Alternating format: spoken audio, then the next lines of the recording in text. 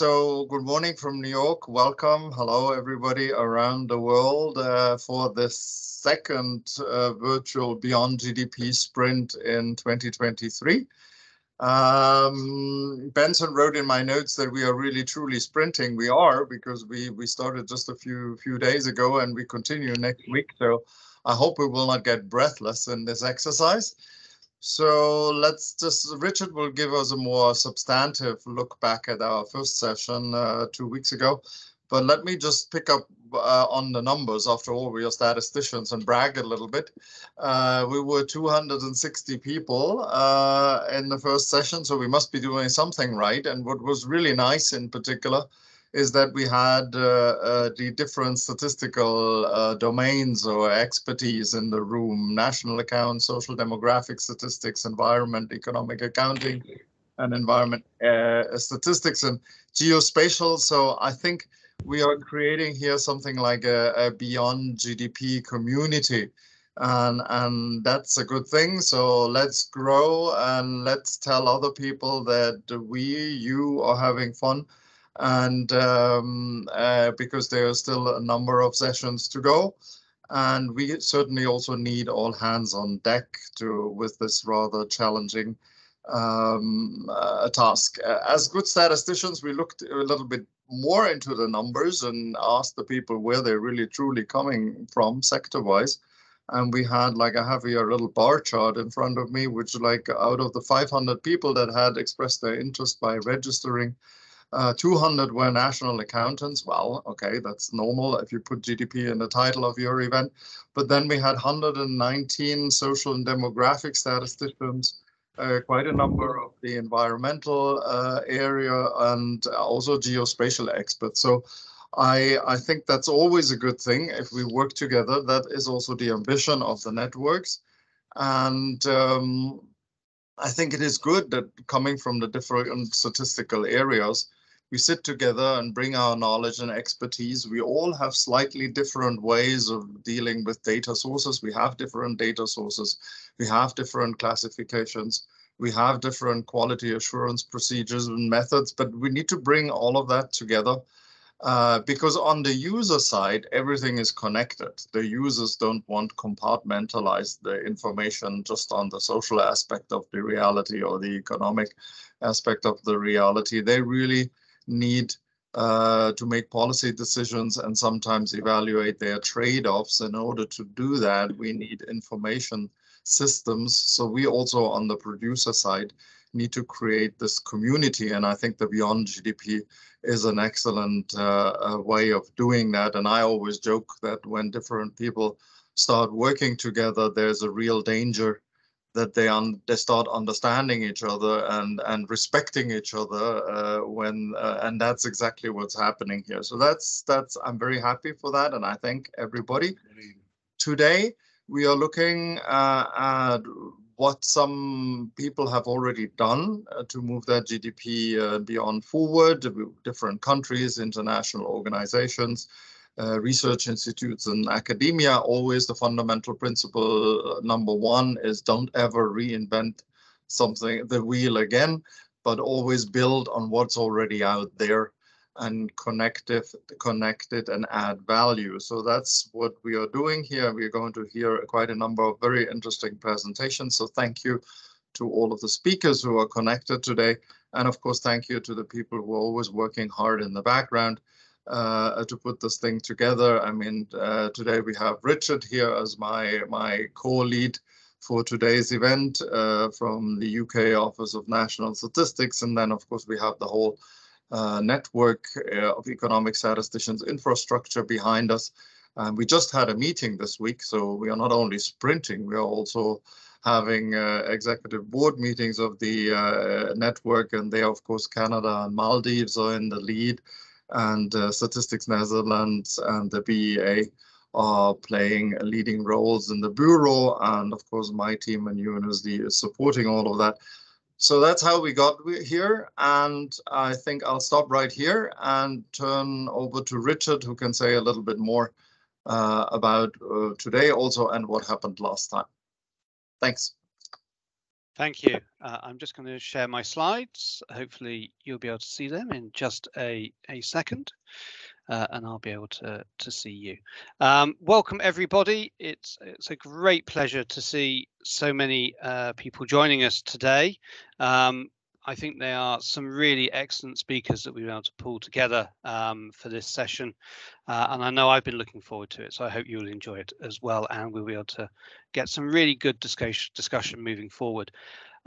One quick bit of logistical news. We are finding with the web booking system that the web booking system, when we send out the meeting invitations, it works far more effectively if we send them out as one bundle. But because we are still getting a lot of people joining quite late in the process, that means that the Teams invitation is coming out relatively late. I think it came out last night.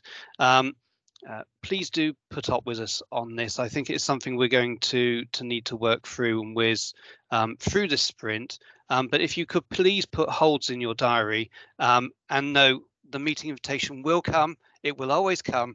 It might just come quite late in the process. So please do help us there. It is one of those things. And much like Stefan, I also wanted to take this opportunity to just say a huge thank you to the task team that the network has put in place to support this sprint. I'm not going to name everybody, as there's a fair number of people working on this, but particular thanks to Benson and Jacqueline in the background who make all the logistics and everything come together.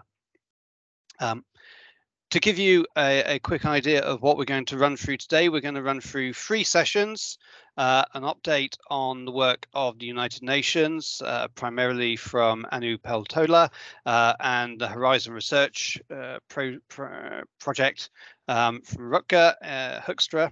Then we're going to move on to session 2. We're going to talk to Jonathan Barth from the Zoe Foundation, who's going to talk to us about the work being undertaken in and around Europe, and also his particular work on the strengths of GDP and why it often has a lock-in in important political discussions and discourses, as we're only going to move beyond GDP if we understand what its strengths are and what we need to do to overcome them. Gerard Edding from Statistics Netherlands is going to talk to us about the importance of here and now, the future and elsewhere, an important framework which I think you'll see at the heart of many of the presentations today. And then in session 3, we're going to talk to Cleanna Taylor, also from the ONS, who's going to talk to you about the work that we are progressing in and around capital measurement, because sustainability in capitals is a really important part of this agenda. And then it's a great pleasure to welcome Graciela Marquez, President from INEGI, who's going to take us through the work that Mexico has been able to do in this area to progress well-being measurement. And I think that will provide us a nice opportunity to recap what is possible and what is moving forward in the landscape. Just to give you an idea of what the sprint in its entirety looks like, and please don't worry, you don't need to memorize this huge table. The key things for you are the dates.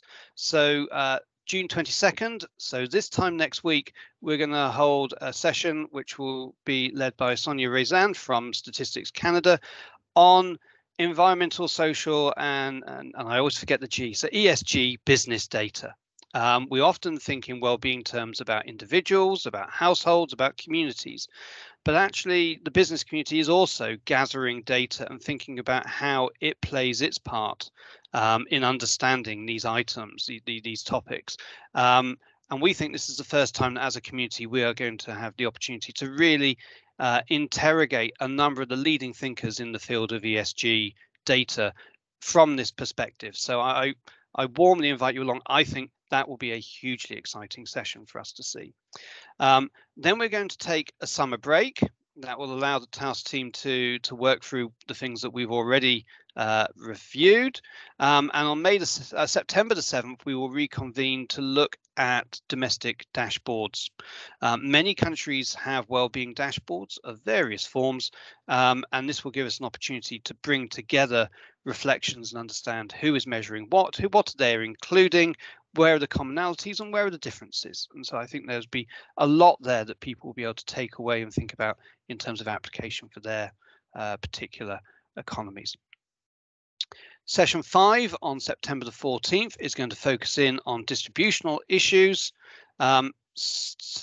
Topic 6 will be September the 21st and about composite measures and thinking about how and where we can use composite indices in support of this agenda. And then October the 5th, my birthday, will be an opportunity for us to recap and look at the sprint in overview and consider where we move forward and what we have learned. As I say, please do put holes in your diaries for those dates. We held our first sprint just a couple of weeks ago, as Stefan said. This is a picture that we included in the research prospectus that the network submitted to the UN Statistical Commission earlier this year. Sprint 1 really focused in on the system of population and social statistics, what we need to think about to improve and understand the linkages between social demographic and other social data in support of this agenda. In the prospectus, we proposed a central framework or a core framework of inclusive and sustainable well-being, thinking about how, as Stefan said, we're able to utilize data which is produced through the SNA, through the SEER, through the social and demographic sphere, and use that data to help us bring together well-being metrics, very much in that effort of not recreating the wheel. And I am very much this topic of how we bring together data in support of the measurement of well-being is the focus of today's session. I'm not going to say much more about that, just to say that in our first session, Francesca Groom from UNDESA and Ivo Havinga talked us through the rich history in this space of social demographic and social statistics, taking us through the work which has been done since the 1960s in its various iterations, the commonalities, the themes, and highlighting the creation of the new Friends of the Chair group on social and demographic statistics. And it's a great joy to have Graziella, who is chairing that group, with us today. She may say a little bit about that. Catherine van Rompuy and Jorrit Zwinberg from the World Bank and the OECD talked us through the steps towards well-being which is being made by the SNA community, and it's really important that we are taking that into account and building on that as a foundation.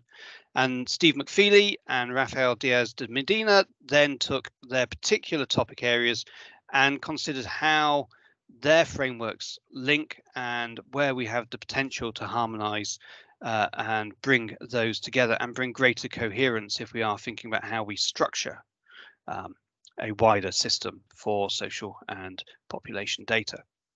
And finally, Oliver from UN Economic Commission for Africa gave us a broad overview of the picture from the Global South, some of the key challenges and some of the key opportunities. The slides and materials are all available on the website. All the slides from all the sprints will be available on the network website, and we'll put the details of that in the sidebar. Do please look at the materials if you weren't able to attend. They are some really interesting stuff, and I very much commend them to you. And I'm going to stop sharing there and hand back to Stefan. Thank you, Richard, for all of this. I think also the panorama on the future sprints was useful. I mean, actually, the chat, there was already a question about that. So now we have all those dates, including your birthday, locked in. And just be careful.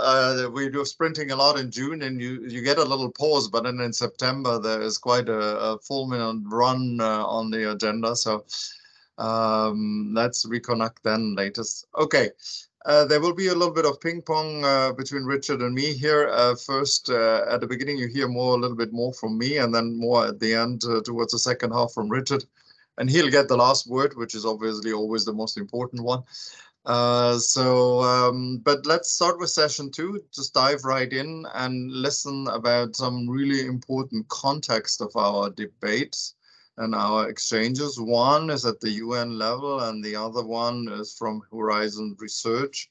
So let's listen to these two presentations and then have discussions, questions and answers. And the first one, I have a great pleasure of introducing Anu Peltola, I was thinking, how do I introduce her? I think my best idea was she's my partner in crime. We were working quite a lot together on this paper for the high-level United Nations that now resulted in a policy brief of the Secretary General. So this is a hot topic in our house. And working with Anu, who is responsible and managing the whole statistics program in UNCTAD, and how she is still finding time to do all of this important work on Beyond GDP, I don't always comprehend. But it is definitely a great pleasure to work with you, Anu. So the floor is yours. Thank you very much, Stefan, for this really great introduction. It is on record, by the way, so maybe I'll go back to the recording. It's a great pleasure to talk to you about Beyond GDP and the report on valuing what counts.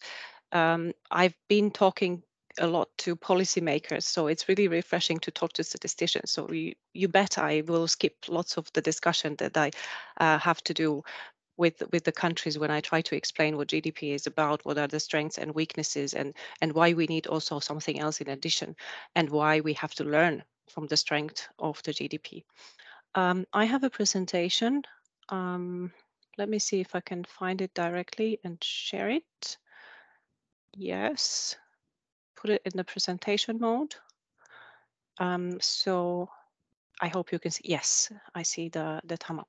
So there is a link here to the long report, which I think would be more interesting for statisticians because it brings much more substance about the topics, the data and statistics, and how it links to the work that is being done, the statistical frameworks we already have, and talks more about the potential future dashboard of Beyond GDP. The UN Secretary General's policy brief, which he launched on 5th of June in New York, is also linked to the slide, and it provides his key recommendations. I will talk about the recommendations shortly. But actually, the entire effort started from analyzing data and statistics because me and Stefan, we were involved. The UN Secretary General asked UNCTAD, UNDESA, and UNDP, their chief economist, George Gray, to lead a UN-wide effort. And we wanted to first find out why it's important to move beyond GDP and what it actually means. We were also debating that, whether it means something like looking at other things in addition to economic growth. But it should be called GDP and beyond, as Stefan often said, because there's a lot we can learn from the GDP.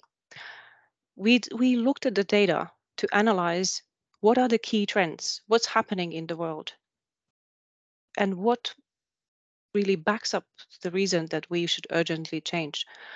So we gathered these key messages, for instance, that the economic development is increasingly disconnected from well-being. We saw that the Human Development Index had dropped for 2 years in a row after 30 years of continuous progress. We saw the heavy drain on environmental resources and the continuing increase in greenhouse gas emissions, severe impacts of climate change. All this is measured by the statistics we produce already. We know, as statisticians especially, that this is not a new discussion, but the need to move beyond GDP, perhaps it now resonates more with the policymakers and decision makers than it did back then, when I remember, at least in 2007 or 8, when this topic was already discussed. So why does it come now? That's a good question, but it is actually a request from the 2030 agenda. The very last target, I think it's 17.19, numbers stick with me. So asked to develop measures of progress on sustainable development that complement GDP and support statistical capacity. And that's when the Secretary General asked the UN system to come together and bring together the data, research, expertise to provide a briefing, a report on whether we need to move beyond GDP, why, what kind of a framework do we need for more balanced decision making, what kind of metrics would it require, and what are our recommendations to member states going forward.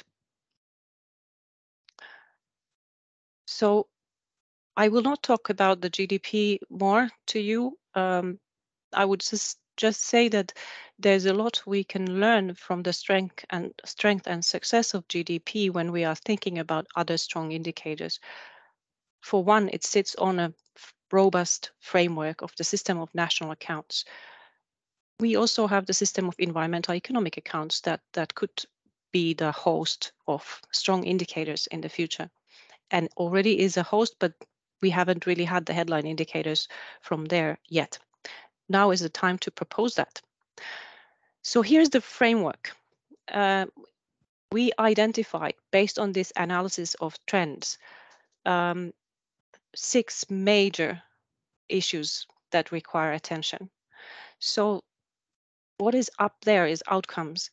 The 3 outcome elements aim at well-being and agency. Also well-being for everyone, which is the element on reduced inequalities and greater solidarity. And all of this should be backed up by respect for life and the planet, which would also be about well-being in a way for future generations. I'm sure you will hear about this logic later today. Then the work underlines the need to build resilience to address the vulnerabilities and be more prepared to future challenges and crises. We note the need to build participatory governance and stronger institutions. And this was, by the way, also picked up by the UN Secretary General when he sent a message to member states that we need to build the capacity of governments to act. Innovative and ethical economies is a key enabler. We measure a lot the economy, but I'm not sure that we are ready there either. We measure a lot innovation. Do we measure how economic growth was achieved, how ethical it was, what kind of jobs? We have developed that thinking. We have already standards. The priorities have perhaps not been there for statistical systems to put this into the center of attention. The proposal will be to have a dashboard, a value dashboard, like Stefan calls it, of 10 to 20 key indicators that meet a certain criteria. But I don't have the criteria yet, so I'll get back to that. But these should be as strong as GDP so that we can really balance decision making and that policymakers look at a suite of key indicators when they make decisions and consider the impacts, including on environmental and social aspects of development. This needs to build on what exists. Member states asked, how does it link to the SDGs? We are pursuing the 2030 agenda. Is this another dashboard? So we have analyzed the connections. We know that 230 indicators is a great tool to build the statistical capacity of countries to measure social and environmental aspects more alongside economic. But we need to identify some strong key indicators from there. You will see here it's very much linked. We also compared links to our common agenda, which is a tool by the Secretary General. And this is much more procedural. Here we see links more to governance and stronger institutions. The question is how? There's a lot of data already. It's not a question of completely rethinking what exists. It is about linking the different frameworks that we have and identifying which could be the core 10, 20 indicators that should be looked at as headline indicators for decision makers to be able to balance their policy making. We have the SNA update that is going to address many of the issues that have been raised in the report. SIA is one of the key frameworks that countries have started implementing that provides the basis for many environmental indicators that link to economy. The SDG indicator framework already mentioned, but there are other indicator initiatives as well. But the entire data universe in principle could inform progress beyond GDP. Here's the criteria that I mentioned, but it's really based on criteria that we know really well for official statistics to ensure the high quality and reliability. And finally, here are the 3 recommendations from the Secretary General. He asks member states to discuss the proposals in his policy brief, to confirm the political commitment to develop a conceptual framework around the 6 elements that we mentioned, to value what counts and anchor this in the 2030 agenda to accelerate progress towards the SDGs. He suggests convening an independent high-level expert group to develop a value dashboard, which we said is going to be initial since the timeline is very tight. He would like that to be presented for discussion by March next year. So there's a challenge where I think we need all the statisticians to contribute. I don't know how this will be organized, so that remains to be seen. But the proposal is that the UN Statistical Commission will be the host of the indicator dashboard and will be in charge of developing it in the future, because we won't have all the indicators. That there will need to be placeholders, but we would need to start from what exists. And finally, what is very interesting, we were not even proposing something as strong as the Secretary General said. He said he wants a significant investment in statistical capacity of countries to ensure that they can all measure progress beyond GDP. And of course, it makes sense to have that. And I think it provides great opportunity for statisticians to really think of the priorities for the developed countries, to develop new methodologies, new indicators.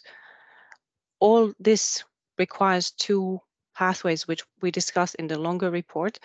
Not only do we need the headline indicators, we also need the strong base data ecosystems, information systems that have the granular information that allow for flexibility when priorities change, to come up with other indicators, to look at distributions, to analyze inequalities.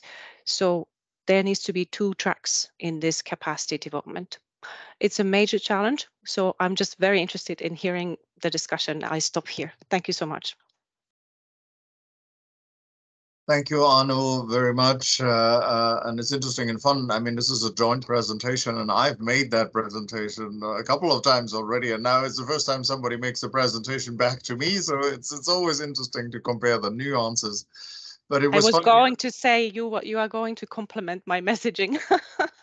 I just wanted to share an anecdote. Yesterday, I made the presentation, and I said the same thing as you just said, that it wasn't even us so much that emphasized the statistical capacity building, even though we believe in it, but we were afraid as statisticians we were sort of blowing too much our own horn.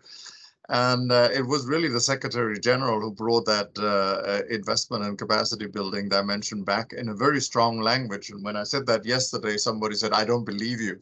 But it's good. It's good for us as a statistical community. Again, the status of this is a policy brief that just came out. It is super hot, 5 June, that was just last week. These are the proposals. Whether we get the mandate, whether there will be this high-level group that will work on a proposed initial dashboard is not yet decided. That will be in the hands of the political processes that happen right now, the SDG summit in September. So by the end of the sprint, actually, we will know whether there will be action in this domain or not. And if there is, then we certainly need all hands on deck and all the help we can get with the timeline that these people, these very impatient users at the high level have in mind. So thanks, Anu. And then let's move on right away to Rutger Hoekstra, from Associate Professor from Leiden University. I also had the pleasure of sitting with him on the panel here in the UN just recently and listened to his interesting work. So now you will have that pleasure on the synthesis of beyond GDP metrics. Rutger, the floor is yours.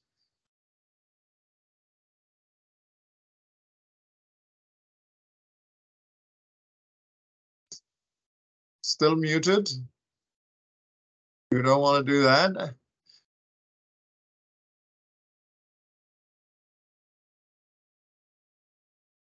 Unmute. That's crucial. Now we can hear you. Yep. Great. And you're seeing the screen? Are you seeing the screen, Stefan? Yes, we do. Great. Yeah. Thanks. Yeah. Thanks so much, Stefan and Richard, for the invitation and the opportunity to show a little bit of the work that we've been doing in a fairly new project. We're only up and running around 6 months or so. The project is called Wise Horizons, and it's actually even just one of 4 big European projects. So I do think there's loads of developments and projects. And I'm really excited also today to discuss a little bit this UN process and the SNA.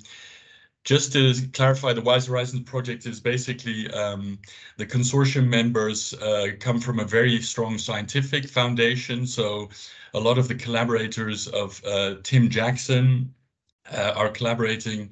We also have the collaboration of Luca Chancel and Thomas Piketty's group, and that is the scientific part. Then we also have, I think, great policy institutes, including Zoe, where Jonathan Bart will also be presenting after the break. And we also have a lot of international partners from China and Africa. So we have a very broad coalition of academics and also policy and a global perspective. Maybe just a bit of background for myself. I used to be an economic statistician for a really, really long time, from 2004 to 2018. So, and I basically grew up with the SNA and GDP. And it's actually, you know, it's hard not to fall in love with the system once you actually know it. And I've always seen myself a little bit as being having a bridge function between science and the system of national accounts. Because if you look at the longer history, actually, you know, the improvements that have come over for the system have also been the result of a really successful collaboration between science, policy, and statistics.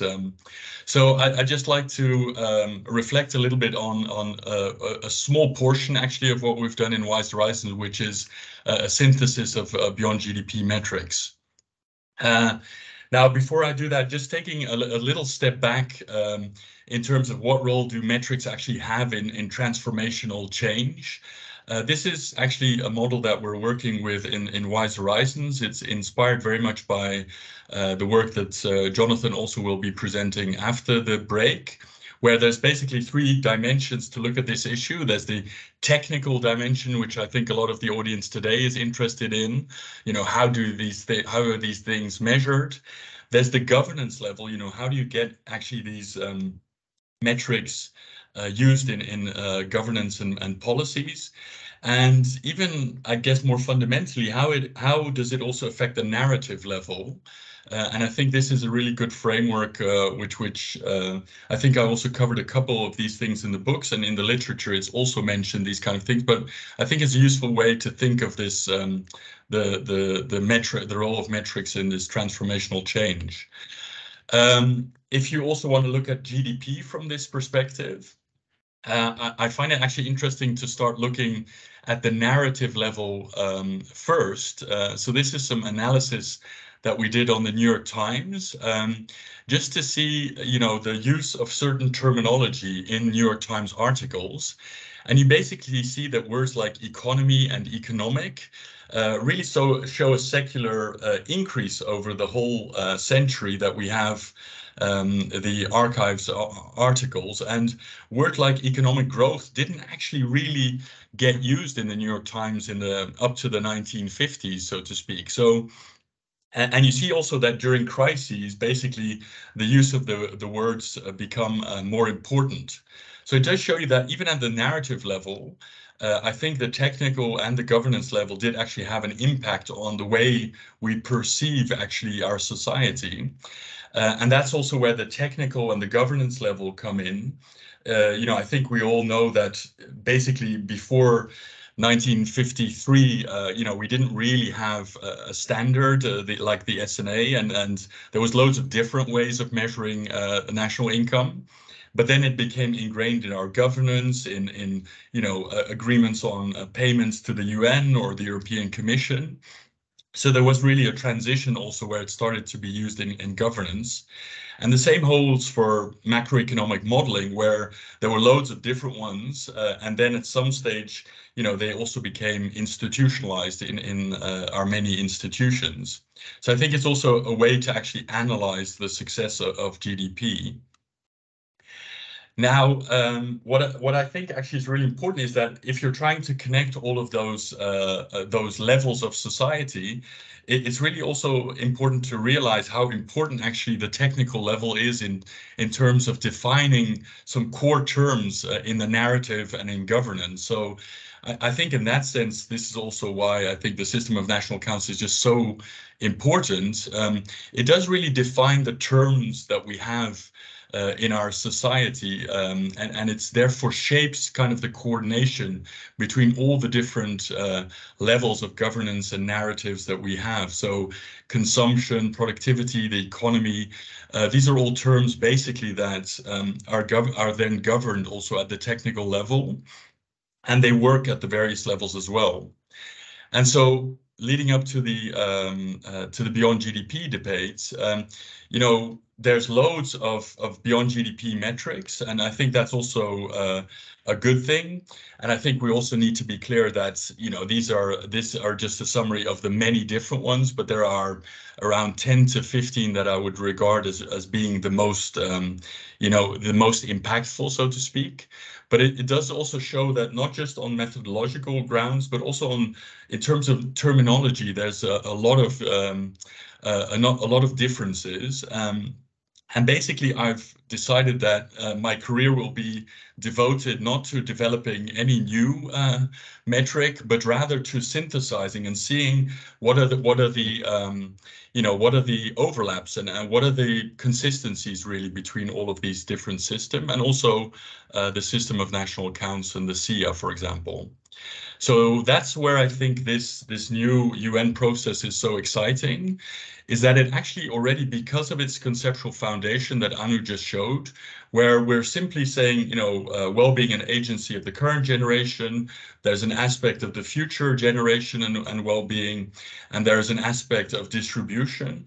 That is really a conceptual foundation that you'll see in the coming slides is very broadly supported, and basically many of the systems we have can actually be captured in this conceptual framework. So it also makes it easier for science and policy and statisticians to really communicate effectively. And it also might be the case that, this also leads a little bit to some terminological harmonization. I think also the UN network of economic statisticians has also used, inclusiveness and sustainable well-being as the framework that Richard just showed. So I do think it also will help a little bit on, trying to come to grips with some core terminology here.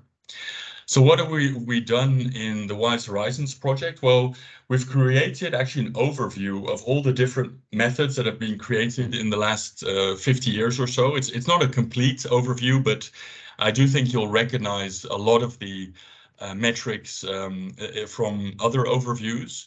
And basically what we said is, what if we use this UN system and actually started analyzing, what are they fundamentally measuring? So is it current well-being, future well-being, or the distributional aspects? Then, for example, the Human Development Index is very much a measure, of how the current generation is doing. Indicators such as comprehensive wealth, which is used by the World Bank, and inclusive wealth, which is from the UNEP, that's very much things that are measuring future well-being and future wealth of our societies.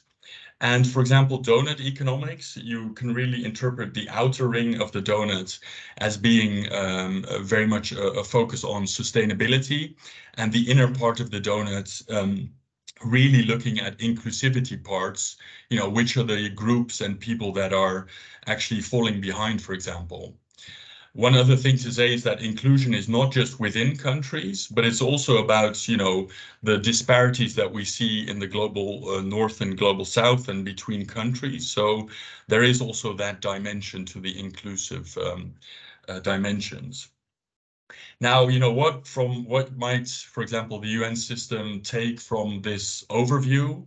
Well, I guess, you know, if there's going to be decisions about these 10 to 20 indicators at some stage, if you actually asked a lot of scientists and also a lot of the some of the institutions that we have, you know, they might arrive at an index, for example. So these are 4 fairly prominent ones that we have. So the Human Development Index, then welfare economics, happiness economics, subjective well-being, and the U Index.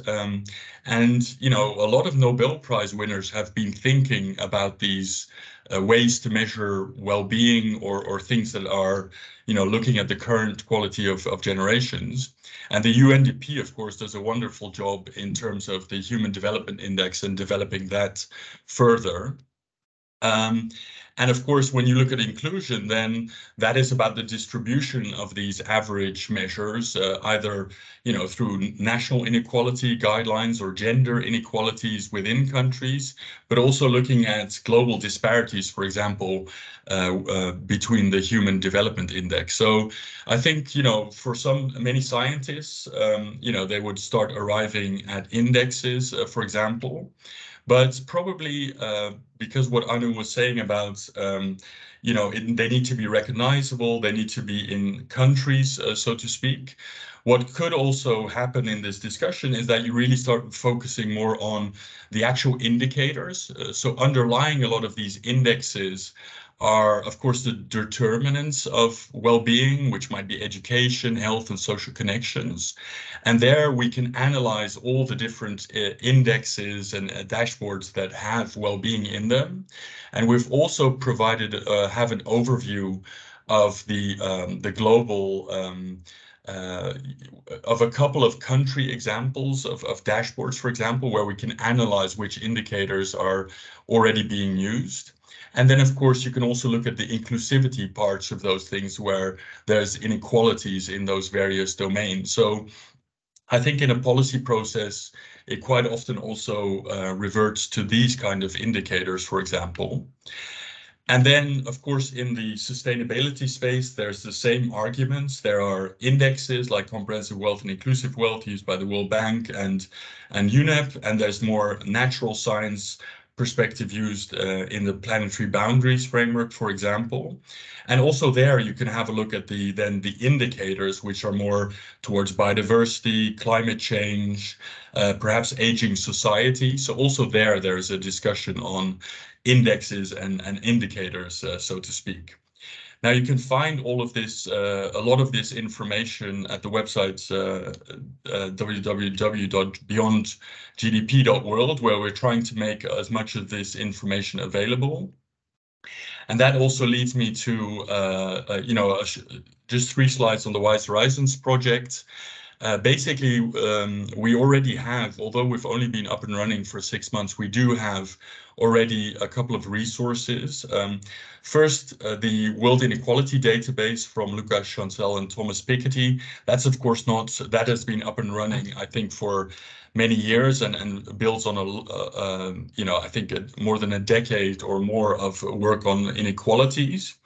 And at Leiden University, we have this beyondgdp.world website where we have been working on what we call the WISE database for a long time. And then that will actually be feeding our general project website, which has also been launched 2 months ago. And I would really like to stimulate everybody that's interested in updates of our project to click on the top right-hand corner where it says join our network, because there we'll also be looking at co-creation and stakeholder engagement. One of the other things that we are doing in the beyondgdp.world website is also trying to make it easier to access all of these indexes and indicators. So we've collected basically the data from various institutes and tried to make a visual. It's still a piloted version, but we'd love also to have your feedback on that. So have a look at that as well. And finally, just a high-level discussion of the goals of Wise Horizons. I will also be presenting in the last of these sprints, so hopefully also by then we'll be able to share a lot more also about the theoretical aspects and how they might link to the UN processes and the SNA revision. But basically, I think what we are doing is that we have a great team to look at the synthesis of these metrics. We also have a lot of knowledge about accounting systems, including the SNA and satellites accounting, and we'll be developing that framework as well in a direction which I think is very comparable to what Richard showed in terms of the Network of Economic Statisticians framework. And I think most importantly, we're not just looking at the past and statistics, but we're also looking at how that might feed a next generation of models which takes on board inclusive and sustainable well-being. Now, very importantly is the aspect that we have a method where Zoe will be crucial, where we will not be creating this from a scientific silo, so to speak, but really in co-creative processes with stakeholders. And that is something that Zoe will be leading, so that we can also link it to policies in the governance setting. So finally, I think this UN process is absolutely fabulous. I think we were really hoping, actually, as a Beyond GDP community, to have some kind of consolidation of the 50 years or so of research that we've had. Then again, the technical level is not just the metric. So I think actually linking it to the SNA and maybe even the research agenda of the SNA and modeling, I think would actually be very valuable, so that we also make sure it's more useful in governance. I would also say that interdisciplinarity is key. As economic statisticians are broadening their scope towards these kind of topics like well-being and sustainability, there will be, of course, in this process, there will be more discussion about, should we just exclusively look at the toolkit of measurement which economic statisticians provide, or are there actually also ways in which to collaborate, for example, between the system of environmental accounts and planetary boundaries, for example? And so finally, we'd love to in some way help this process, of course, and if there are ways that we can also use this information in some of the UN processes, then we're of course very open to collaborating there. So thanks a lot. Thank you, Rutger, and Anu also for providing this very important contextual information. There's a lot going on the political front, and Rutger, I mean, gave us a very good overview and summary. What are all the pillars that we can stand on, and we are well advised to take into account for future work.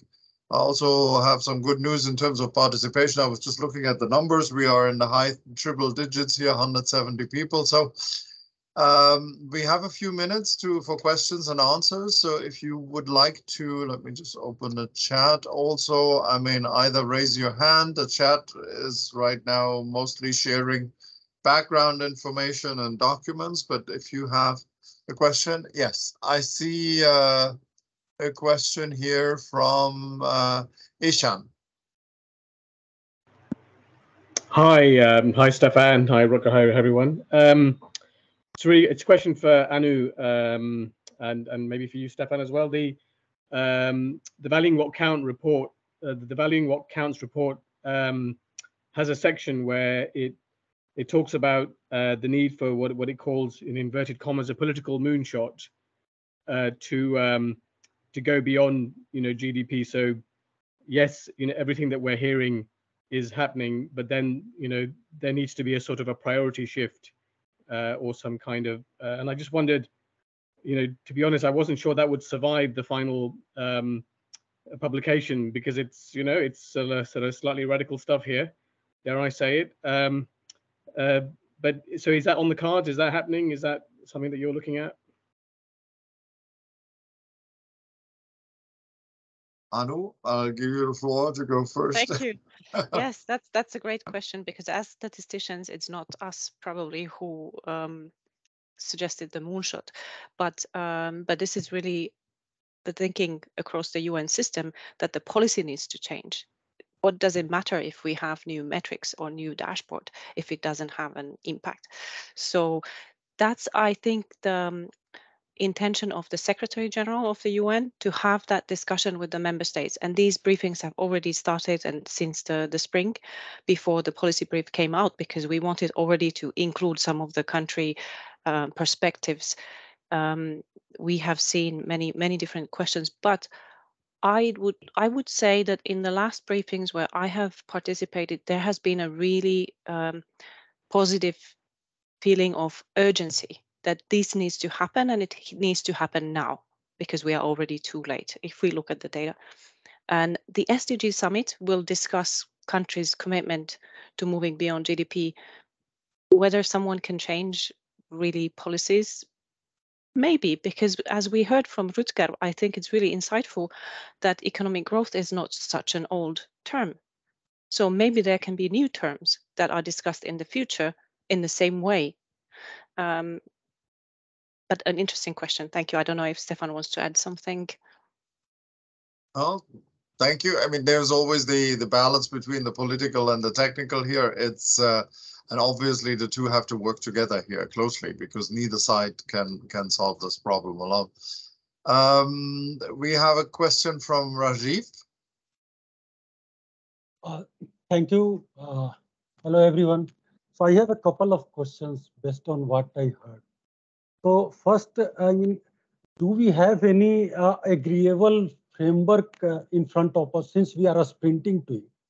So agreeable framework that can transform the conceptual ideas, because there are big conceptual ideas, which can be transformed into precise definition and measurement criteria, because that is what we as statisticians are supposed to do ultimately. So that is one. And I find related to it is that, so these big conceptual ideas, suddenly I find that are suddenly reduced to the dashboard kind of things. So, but moving big idea to a dashboard requires a lot of, even if the dashboard is very good and very informative, then also the processes are very important in it. And I find that those processes are not, I mean, or rather I am not able to get much about what those processes will be, because I don't think that I can suddenly transform the big ideas into a dashboard mechanism. And the second question that I would like to put forward is that, are we moving towards the, because at some level we are saying that we should move beyond averages and beyond the notional, so, but we are talking more about the indicators, and indicators are not the right statistics, which gives you much about the what is happening in the process that we are trying to characterize.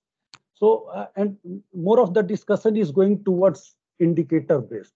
Can we not think about the kind of detailed statistics that, or rather we should be empowered to discuss this with our policymakers about the detailed statistics, because I understand that policymakers are more interested in indicator-based statistics, and probably we are succumbing to that pressure. So is it a wise thing to do for the kind of society that we are trying to have? Less of a statistics, less of a detailing, and more of a well-being? Thank you. Thank you. Perhaps let me collect a few questions, because also it's all super interesting, but we also have to manage time. We have also Marina, and then Papa, and then perhaps I can give Anu and Rutger a chance to respond to all of that. Marina, Yes, thank you, Stefan. Nice to meet you and everybody on the call. Just joining now this process, trying to comprehend what it means for human mobility.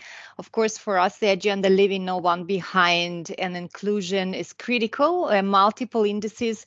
Everybody wants to have dashboards. It's very sexy. So we are ourselves suffering right now in terms of how to translate that into, from the policymakers. So I subscribe to your newsletter. Rutger, would love to continue, staying in touch and really bringing the human mobility dimension also from our angle, and also some of the things we see which might be relevant from our work. 2 points. The one which I already put in chat, is there any consultation envisaged on this agenda of beyond GDP with the economic agents, with the private sector? Because there's a huge drive within the private sector community towards sustainability or human rights agenda. So in constructing a way forward, are we at all envisaging a bit of reflecting their inputs beyond policymakers? So that's very interesting to hear, because again, we have gathered a lot of insights by working with private sector in the context of supporting migrants. Second point, is there any thought about the big data, tapping into the big data as a potential source? Or because I saw your presentations again, what do we have? But maybe if we want to have the sleep jump, so maybe what we have is maybe not fit for purpose. We need to find about new points. Anyway, looking forward to staying in touch. I might need to leave in 3 minutes, but I hope we have recording exciting stuff. Congratulations to everybody ready to support. Over. Thank you very much, Marina. Papa?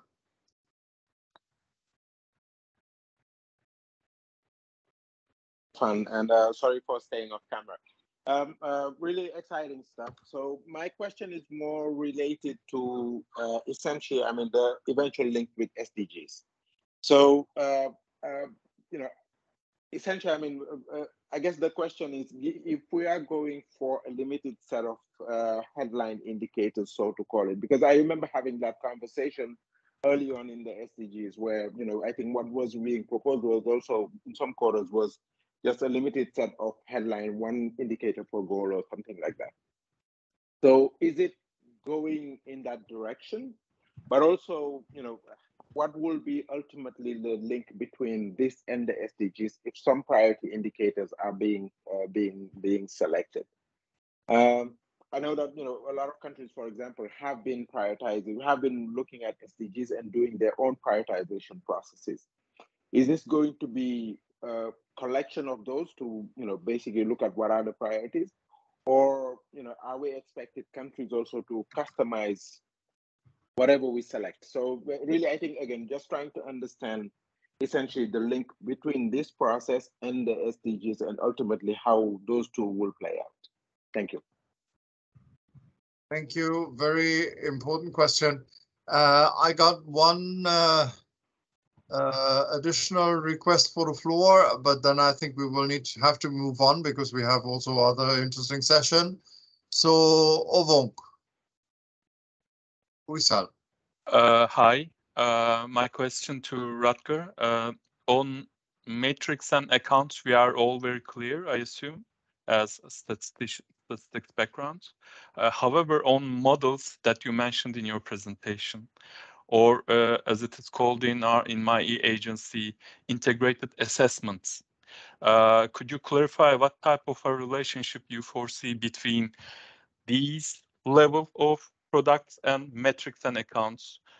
By this question, I'm hinting that it may be feasible to aim for an ultimate beyond GDP measurement, not as a single summary measure, not as a single summary number or a dashboard, but a much longer narrative, such as the IPCC summary report. That's my question. Thank you very much. Thank you very much. Perhaps then we'll give now the chance to Anu and Rutger to react to these questions. Anu? Thank you.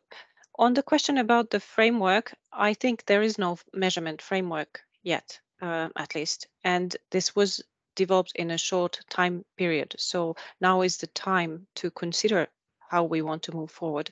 This is more a policy framework that is a collection of ideas, issues that need to be in the focus of policymaking. I think we do not need only indicators, but also the granular databases. But it will not be enough in the future that statisticians say, oh, here's all the data. So we have to think how we feed into policy and have a dialogue with the policymakers in terms of what is needed to support their policymaking. Ideally, if we could avoid dashboards, that would be lovely, but we haven't thought of an alternative. Ideally, we would have a systemic approach where you change a factor, you see what happens. But we are not there. So therefore, I look at Rutger and the academia for new innovative solutions. And of course, the idea is that this work be forward-looking, and we use big data and all possible data sources that can help inform policy, but in a reliable way. The consultations we've had some consultations with the private sector, the academia and civil society, but this is just a starting point, and it is really in the hands of the UN Secretary General to use his offices to consult with all the stakeholders, and it should be a universal agenda. That means it is for everyone to shape. On the indicators as well, I would also underline that the proposal is that we not only invest in headline indicators, but also the granular basis of statistics and indicators, the big data sets that we need to identify whether there's gender equalities or other inequalities, and what are the distributions. Nobody knows how it links to SDG indicators. Sorry, I'm very straightforward, but I'm just laying it out. This is an opportunity to shape the solution. So I think it's excellent to have the network of economic statisticians to discuss this going forward. Thank you, Anu. Rutger? Yeah, I think it's also incumbent on myself to say probably you have a huge challenge at the UN to actually lead this discussion on 10 to 20 indicators. It'll be a huge puzzle with the SDGs and the science and the policy and the statistical discussion. So a huge challenge that I guess we'll hear more about in the future. Just on the big data question, I do believe that we really have a lot of opportunity to also make sure that that is also involved. One of the dimensions which is most interesting sometimes in the well-being domain is time use. And we all know as statisticians that, one of the reasons why it's not there is also it's just so expensive to measure time use. And when you think of all the electronic ways and stuff that footprints that we're leaving, time use, for example, I think is a prime candidate for development. And I think if we look at it from that perspective, big data could play a really important role in far more of these discussions. And then maybe also on the questions of accounting, I think that's spot on. That if I look back at the history of GDP, it's not actually GDP that is the success. For me, it's the system of national accounts. If they had actually only created a number for GDP, I don't actually believe it would have been as successful as it is today. So it works on the narrative level with all these words and stuff that are defined in the system of national accounts. And it also works for policymakers because it shows the trade-offs between all of these consumption, investment, productivity. And I think what SNA process has been doing brilliantly is actually then combining that with a system of environmental accounts so that we can look at the trade-offs between the environment and the economy. And we should be thinking also about, what is this framework I think Richard also presented? What is a framework for inclusive and sustainable well-being? How does that social and demographic sprint that we had last time, how does that fit in basically to the other accounting systems? And I think if we look at it from that perspective, we can actually also remove just the indicator discussion, but also embed it in a deeper accounting framework. And to answer the modeling question, this is really interesting because basically what we have now is modeling of population, of the economy, and of climate change, right? These are really, the forward-looking models. But if we are in the beyond GDP space saying, you know, it's about well-being, it's about inclusion, it's about sustainability in a broader sense than just climate change, we also need to be developing the policy models. And this is Wise Horizons will actually be developing up to 11 models where various dimensions of this will be shown. And there are a couple of examples of models doing well-being projections and inequality projections and biodiversity projections. So you're already seeing in the science that this is developing. And I think if we link that to the accounts and also to the dashboards, then policymakers will, will be hopefully also excited to start using that in decision making. I think it would be great to look at it from that broader perspective, and I guess we're all national accountants, or a lot of us are. So, that is definitely something that the network of economic statisticians could play a huge role in, I think. Thank you very much. Thank you for the questions and thank you for the answers. We're already encroaching in the time, so I will not spend a lot of time wrapping this up. Just two things that stick with me. Number one is that important observation. I always say GDP is just the tip of the iceberg of the system of national accounts. And whatever we construct for the future, there will be a bit of a similar situation. There will be something sitting on top, but the integrated information architecture that is underneath is very important. And that is our common responsibility as a statistical family. And also perhaps related to that is that it's very clear to me that we will have to have a distinction between a short-term and a longer-term process in the future. If there is a policy appetite and a political consensus now to work on a dashboard, we will have to do something. We cannot refrain from that responsibility, and it will be imperfect and it will be just for this particular moment. And but underneath we have also clearly a longer term research agenda of how to develop our information systems, and as I always say, integrated information architecture with systems, with accounting frameworks and all the tools that we have. So I think it's quite exciting. And with those words, I hand over. Apologies, Richard, we made you run late, to lead us through the next sessions and the rest of the sprint. Thank you. Thank you. And so we're going to move directly into session 3. We've given Jonathan Barth, our first presenter, a bit of a challenge to give us some perspective on 2 items, what's happening in Europe and his research on GDP and its lock-in potential and its ability to drive decisions. So, Jonathan, I'm not going to take any more of your time. I will pass over to you and we'll give you a wave when you've got 5 minutes left. Thank you, Richard. Can you hear me all right? Can you see me? Yes. So now I just need to make the slides working. They're coming. I can see the slides. They look perfect. Awesome. Yeah, thanks for inviting me, Richard, and also Mr. Verschreinfest. Thanks for organizing this sprint.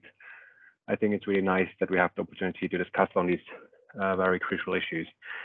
So for those of you who don't know me and Zoe Institute, so I'm Jonathan Barth, one of the co-founders and policy director at Zoe Institute, which is a think tank that has been advising the European Commission, the EU institutions as a whole and some member states in Europe the last 5 years on the Green Deal. And part of that was obviously also the question of how to monitor all that.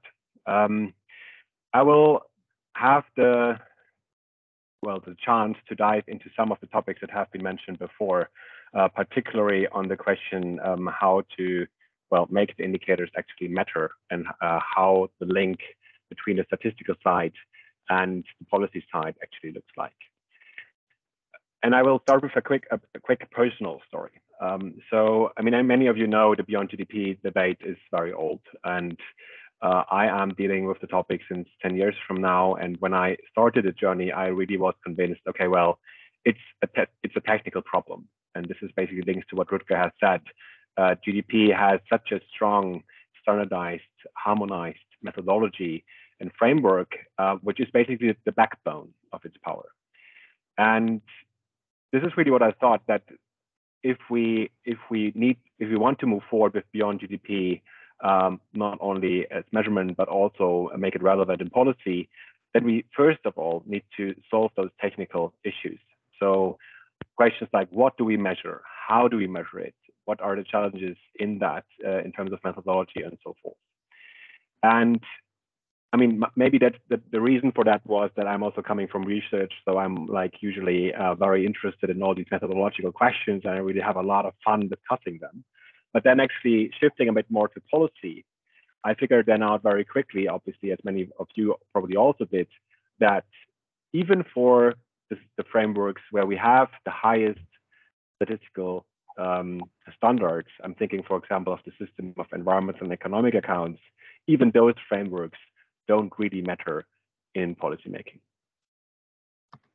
And this is an important insight, because it basically challenges the assumption that once we have solved all those technical, methodological questions and issues, that then automatically these indicators will play a bigger role in policymaking.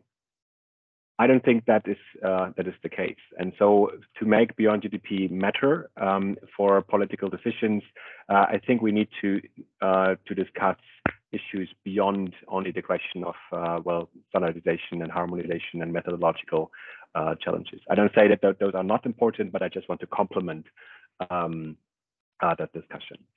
So in our last publication, we have basically then discussed what are the different levers that are relevant for that, and this is what I will dive into, and we have then landed at what we call the GDP lock-in.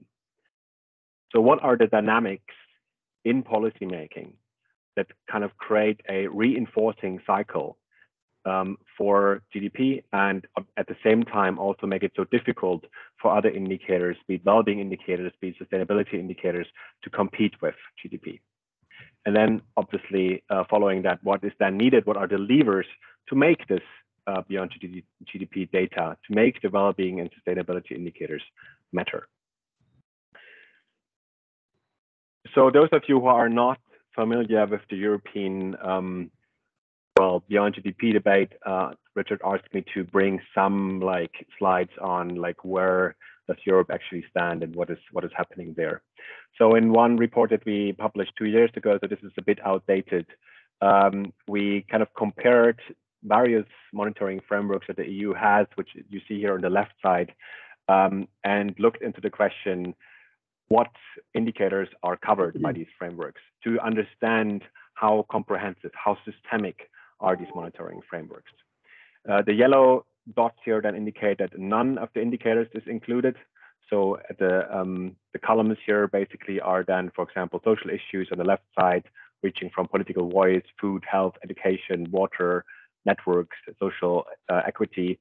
And the right side is then more the environmental ones, like biodiversity loss, climate change, land conversion, and so forth. If you see a yellow dot, then no indicators is included that captures a problem related to that category. If you see a blue dot, that means maximum of 2 indicators is included. And if you see a mint dot, then that means that more than 2 indicators are included. And so there are a couple of interesting observations, which I think we see for Europe, but I would also assume that we see these in many other countries around the world. So first of all, there's very few frameworks that capture actually indicators across the board. Obviously, the main framework being the SDGs, no surprise, but I think also that, well, can be seen as a big success of the SDG strategy that we have been following in the last years on the UN level, which are the most comprehensive and also have a political relevance, while then the so-called environmental indicator catalog actually is also a bit comprehensive framework, but is not of political relevance. We then see, this is the kind of cluster here, the left top corner, that the social monitoring frameworks, which are here on the left side, for example, the European Pillar of Social Rights, that they mainly, and this is, I think, also not a lot surprise, they mainly include social indicators or indicators that speak to some social dimension. On the other side, and this is the bottom right corner, we see that the monitoring frameworks that focus on environmental policy, like, for example, the biodiversity strategy, but also the resource efficiency scoreboard, they mainly include environmental indicators and are missing the social or the economic ones. So this is the first insight, that we still see a lot of quite a lot of siloization in policymaking, and often social monitoring doesn't take into account the environmental side and the other way around. There are some exceptions, and I think this is also important to learn from, particularly climate change. So climate change indicators also made it into many of the social and economic monitoring frameworks. And so we see that the climate change mainstream basically was successful. So one of the questions you can also derive from that is, how can we learn from the climate change, climate debate, and the greenhouse gas emissions monitoring? Obviously, looking at this, this is a problem on its own when it comes to the kind of comprehensiveness of the indicators. But on the other side, obviously, there's the question, to what extent do these indicators and the monitoring then translate into real political action? And this is then really the focus of the report, right? So Rutger has already mentioned that before, that we try to structure the activities that different stakeholders are working on to move beyond GDP, to structure these along 4 levels. And these are basically the 4 levels that we think are crucial to make beyond GDP indicators matter. So ultimately, at the top, you see the policy level. These are the kind of the policies at the end that are implemented. In Europe, for example, you have the European climate law that is then basically implementing the global climate governance to the European level. This is kind of what we see, but these policies, obviously, they are not happening out of thin air. They are based on what we see here beyond below the surface. These are 3 levels: the governance level, the technical level, and the narrative level. When I speak of the governance level, the governance is what I shared before: the monitoring frameworks, the evaluation frameworks, but it's also, for example, the targets, binding targets that you have set itself. It's also the question to what extent indicators are used for budgetary allocation. It's also the question of, is there enforcement in place if targets are not met? So this is what we then kind of summarize under the level of governance. And we think that the governance level, to move one step further, is really important when we discuss the uptake of then the indicators on the technical level. So the technical level, again, here is then the system of national accounts, the satellite accounts, there's EEA, but also the beyond GDP metrics as a whole, like the OECD framework, but also the impact assessment tools. So basically, the governance level is the mediator between the technical level and the policy level. So only working on a technical level and improving on the indicators is not sufficient to actually lead to then other political action that is really improving on the important well-being and sustainability challenges that we and the world and Europe are facing today. All of that is then, and Rutger has already pointed at that, underpinned by obviously the narrative level, because the narratives then also determine to what extent, what issues are seen as relevant.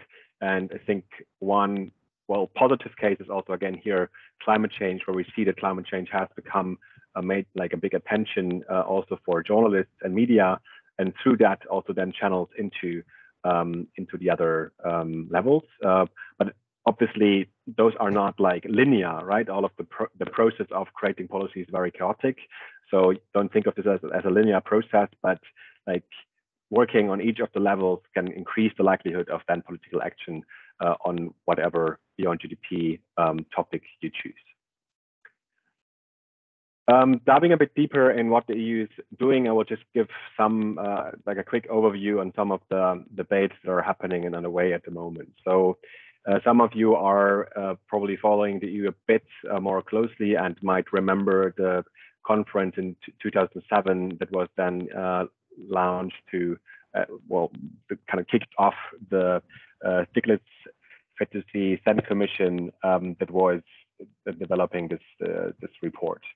And after that, there was a bit of a gap and a bit of a pause. So there was not that much happening.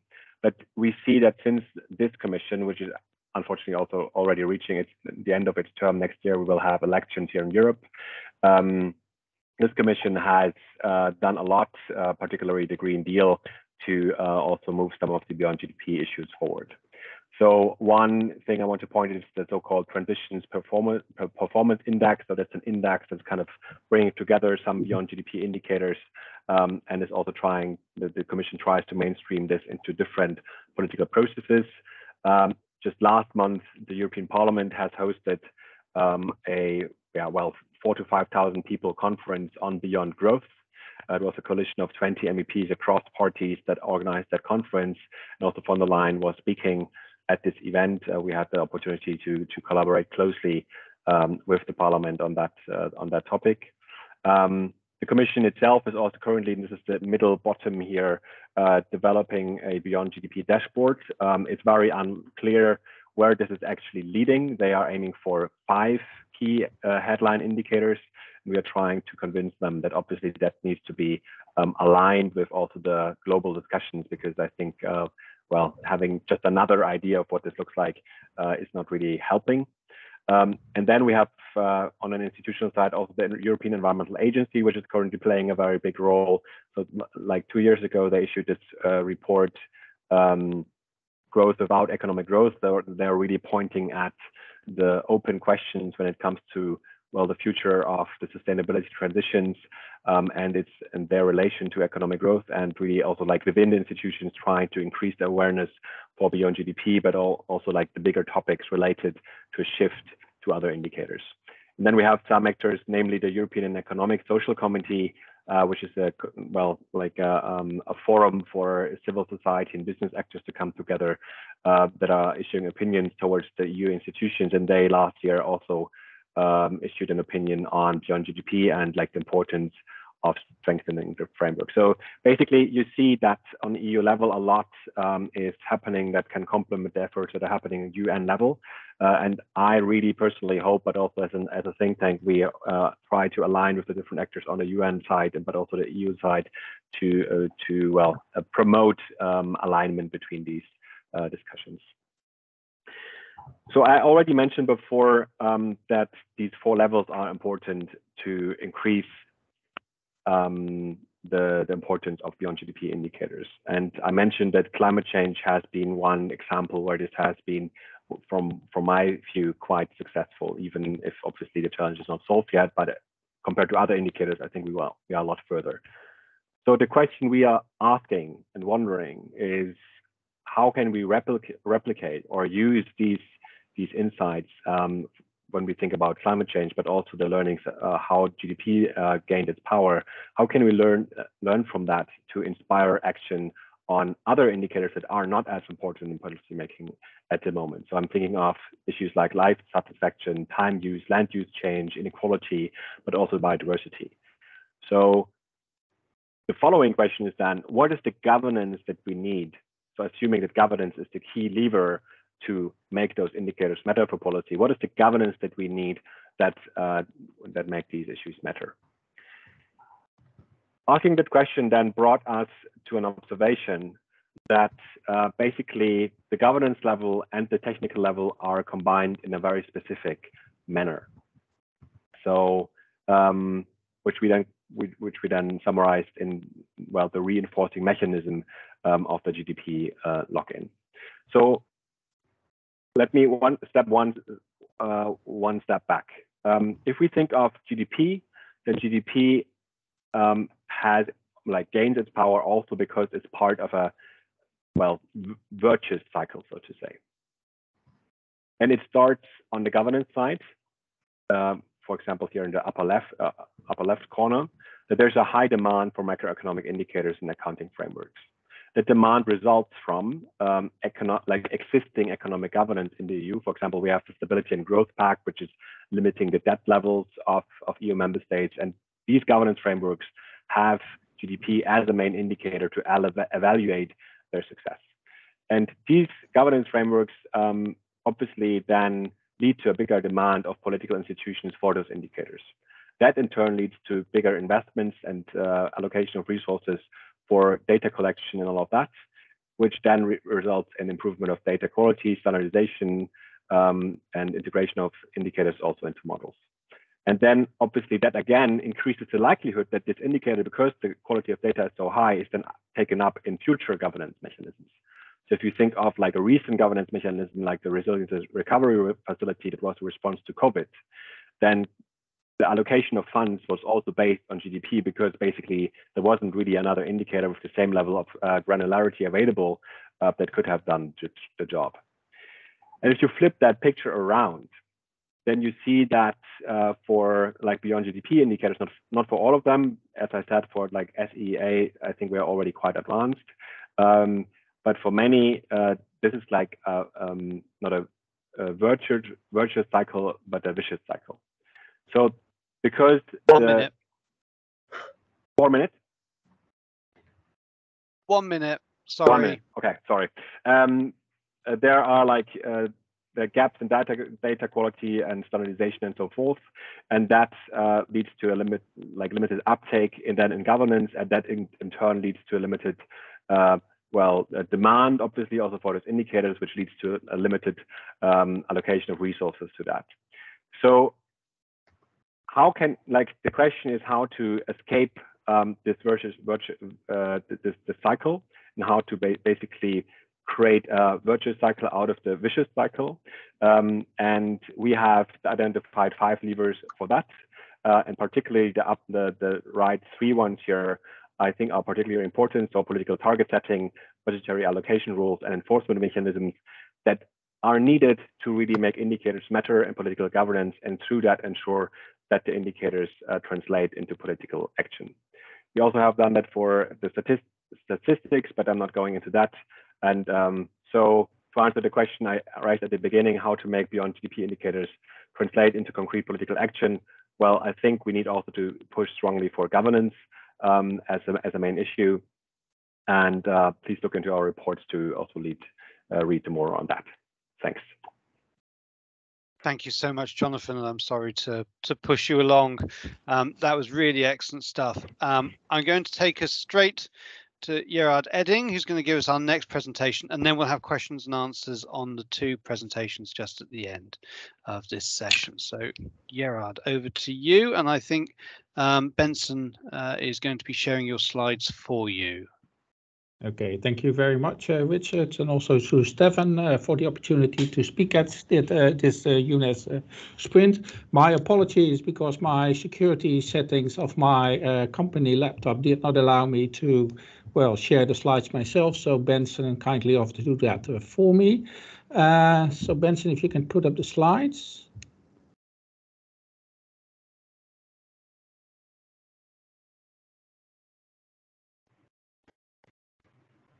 Can you take me up to the 4th slide?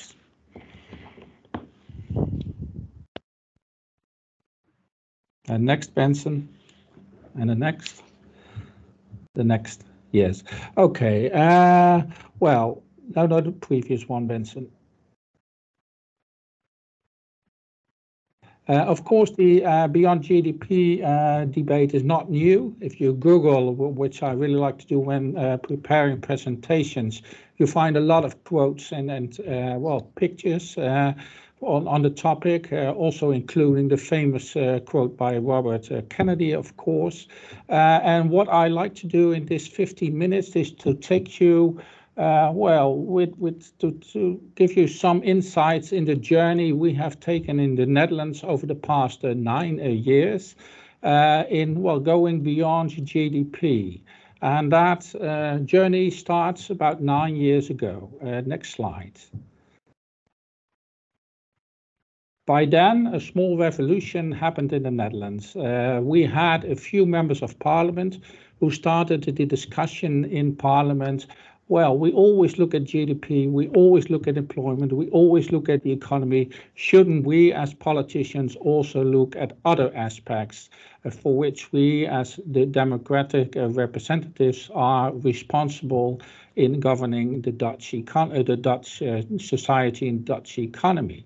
That small group, made it to get a commission established by government which research, okay, but if we want to go beyond GDP, if we want to go beyond employment, what could that be? And how could we do that?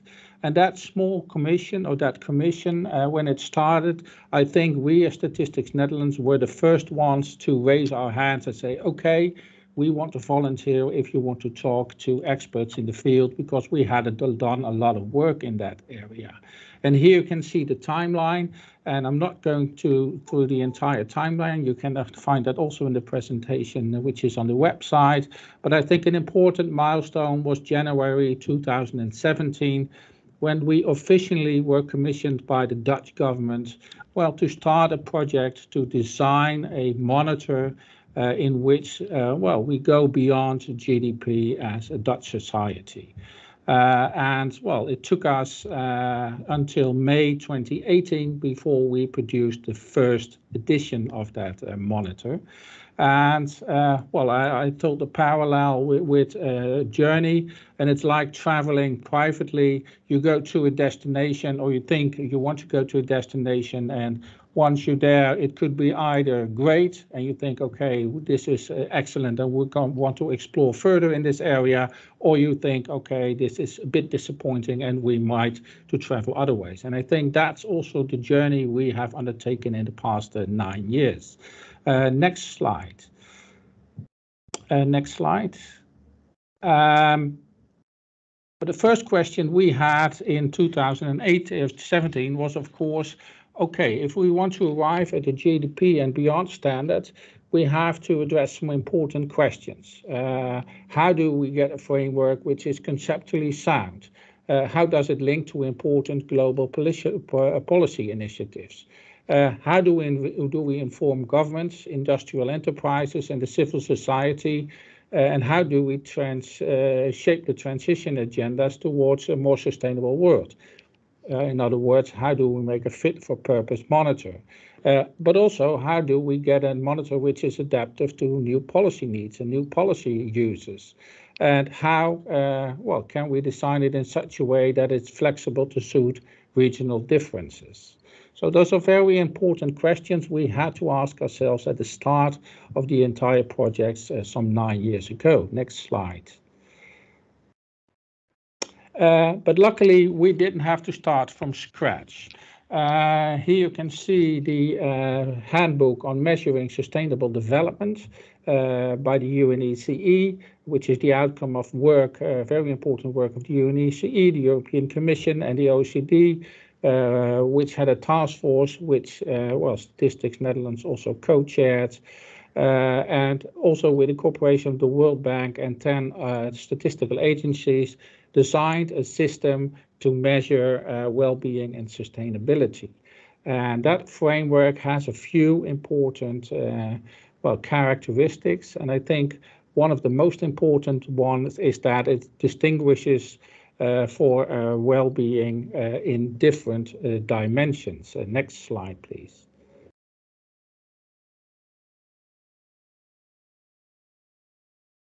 Can I get the next slide, Benson? And those dimensions are, well, well-being concerns the quality of life in the here and now, as well as the extent to which this quality is achieved at the expense of future generations and of people in other countries.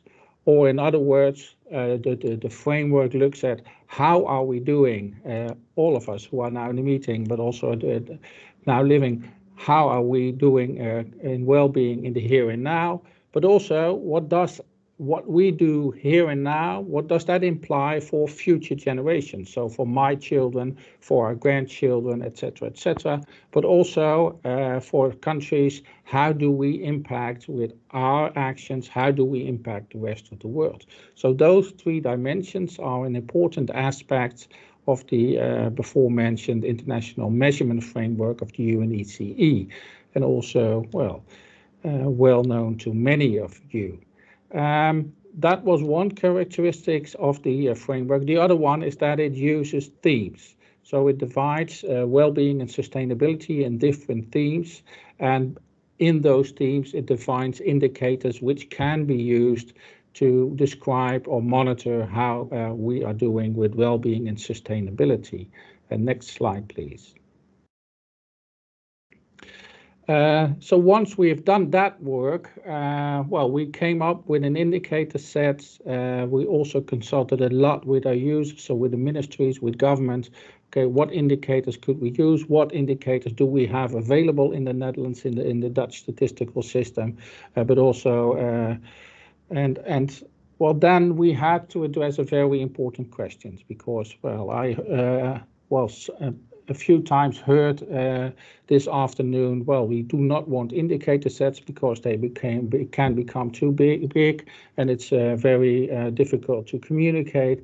And that's also the question we faced. So what we did, we invested a lot of time and effort, also consulting our users extensively. Okay, but if we have a set of indicators, what kind of information would you like to get out of that? And how can we present it in such a way that, well, it's somewhat clear, it's clear to you as users how you can use it, and it's, well, almost immediately visible how we are doing in the 3 dimensions of well-being and sustainability. So the here and now, the later, and the elsewhere. And that's where we came up with the idea of these wheels. And I realize they're a bit small in print, but I like to highlight a few of the main characteristics. And that is, you see that it's divided in blocks. So each block is one of the themes along which we measure well-being and sustainability. The smaller parts in those blocks are the indicators. And you see 2 rings. You see an inner ring and an outer ring. The inner ring is the ring in which we focus on medium-term, long-term trends in those indicators. And the outer ring is the previous year for which the data is available. And there we use a color scheme. So the color scheme is, well, green, we're doing well. Red, we're doing not so well, and gray is we cannot say we're doing well, or statistically cannot say we're doing well or doing not so well. So we have these 3 wheels, and well, this is the wheel for the here and now. So here you can see the Netherlands is doing quite well in the here and now. But if you look at the other wheels, where we also use the capital approach, the next slide, for the later dimension, you see a much more sections colored in red. So the one in natural capital, but also in social capital, you see the colored in red. And also, if you look at the elsewhere dimension, next slide, you can see that also there you see that, well, in many parts we're doing very well, but also you see that our well-being in the here and now goes to the expense of the other countries in the world, and often the less developed countries. So that was the communication task, the communication we did. And well, by the time we also, well, had to look at, okay, what about the distributional effects? Can we see, well, can we disaggregate the indicators we have to characteristics of households? And that's what we did. So we looked at the male, female, but also at the education level. And there you can see that, well, for some groups, well-being and sustainability is at a higher level than from some other groups. How much time do I have left, Richard? You have 3 minutes. 3 minutes, okay. Then I'm going to skip the ones on the Sustainable Development Goals. So Benson, can you take me to the Dutch experiences? Yeah, and then the next slide. So over the past few years, like I explained, we had a long journey in on the way forward, and what we saw is that, well, it takes a long time to go beyond GDP. Also, if you want to involve your politicians, also, well, want to change the way of thinking in policy and politics, and by now we have quite a large suite of different projects under this project. And that next slide also includes the monitoring at the national level. So the 6th edition just has been issued. We have regional monitoring for municipalities, also including the Caribbean part of the Netherlands. The report is presented annually in the accountability debate in Parliament, which is the first Wednesday in May. And we see that the monitor is increasingly used in political debate and policy. Next slide. But we also see new developments, and I think one of the most important, which is just started last year, is that we're now developing fact sheets for each of the ministries. So we translate the monitoring specifically to, well, the ministries themselves. So they have a link with the budget. And I think that's one of the very important messages I like to convey there. We luckily have the Ministry of Finance on board. And I always say once you have the Ministry of Finance on board, then really things start to change because they control the budget. They have a lot of power over the other ministries. And there you see that, well, with that development, with the fact sheets for each of the ministries, we see a new phase in the Beyond GDP debate in the Netherlands. But we also see a steadily growing basis for policy evaluation. In Rutger's presentation, it was said about what about models? In the Netherlands, we have a few modeling agencies, government modeling agencies for the economy, but also for the spatial part, but also for social. And they are also thinking, okay, if we do predictions for governments and evaluate their policy, we also have to move to the Beyond GDP, so at the well-being and sustainability part. And that is also one of the trends which is now really picking up. So, and next. And I think if we look back, I think our investment has proven its value added. We think it's very important to have a solid conceptual basis of measurement and an indicator system for well-being with the three dashboards, so the present, the future, and the inclusive well-being. But we also see a few lessons and also, well, new destinations ahead. Next slide. And the questions we have is, and it might also be questions in this context, in this sprint context, is how do we use existing economic, environmental, and socio-demographic accounting systems in order to describe how the indicators are related? So tracking, potential, trade-off, and synergy effects. Also, the elsewhere and inclusive dimension needs much more attention. There we over the past 5-6 years, we looked at, well, from the Dutch perspective, but we also see that that is from a development country perspective. And I think it would really help the global discussion that we also have perhaps to the regional commissions on, well, if we look at the elsewhere dimension, how could we further refine that dimension and better measure that dimension in the sustainability and well-being. Like I said, the set of indicators is increasing, it's growing, and that also leads to the question, okay, do we need to move to composite indicators? And that's always a difficult debate. When I present the experiments we did with that, I always have half of the audience thinking, okay, that's a good way forward because it helps us to communicate, and the other half of the room thinks, well, that's not such a good way forward. There are lots of important methodological questions like how do you weigh the different indicators? But one way or the other, I think that's also, as a statistical community, where we really have to dig into, because that's also what policy and our users demand in the communication. And that also might help to get, a strong new indicator or set of indicators besides GDP, which is used so much. And then my last slide. Just to wrap you up, thanks. I hope I gave you a short insight in the journey we had over the past 9 years. That journey hasn't been finished. It's quite an exciting journey. But like I said, sometimes you take decisions which you might later regret. But also it's, well, fun to do, and it takes a long time in the interaction with your users and especially the policy part. So thanks.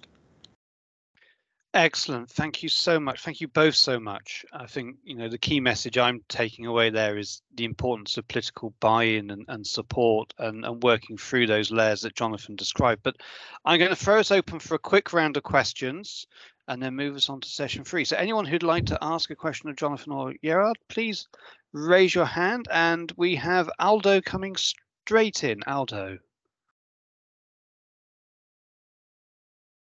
Hello, everybody. My name is Aldo Femia. I am an environmental accountant at ISTAT and a member of the UN Committee of Experts on Environmental Economics, among other things. Let me start with a side observation. It's great to be here.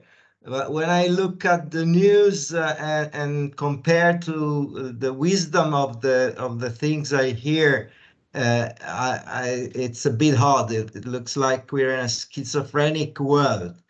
Thanks to all the presenters. I would like to more make a remark than a question.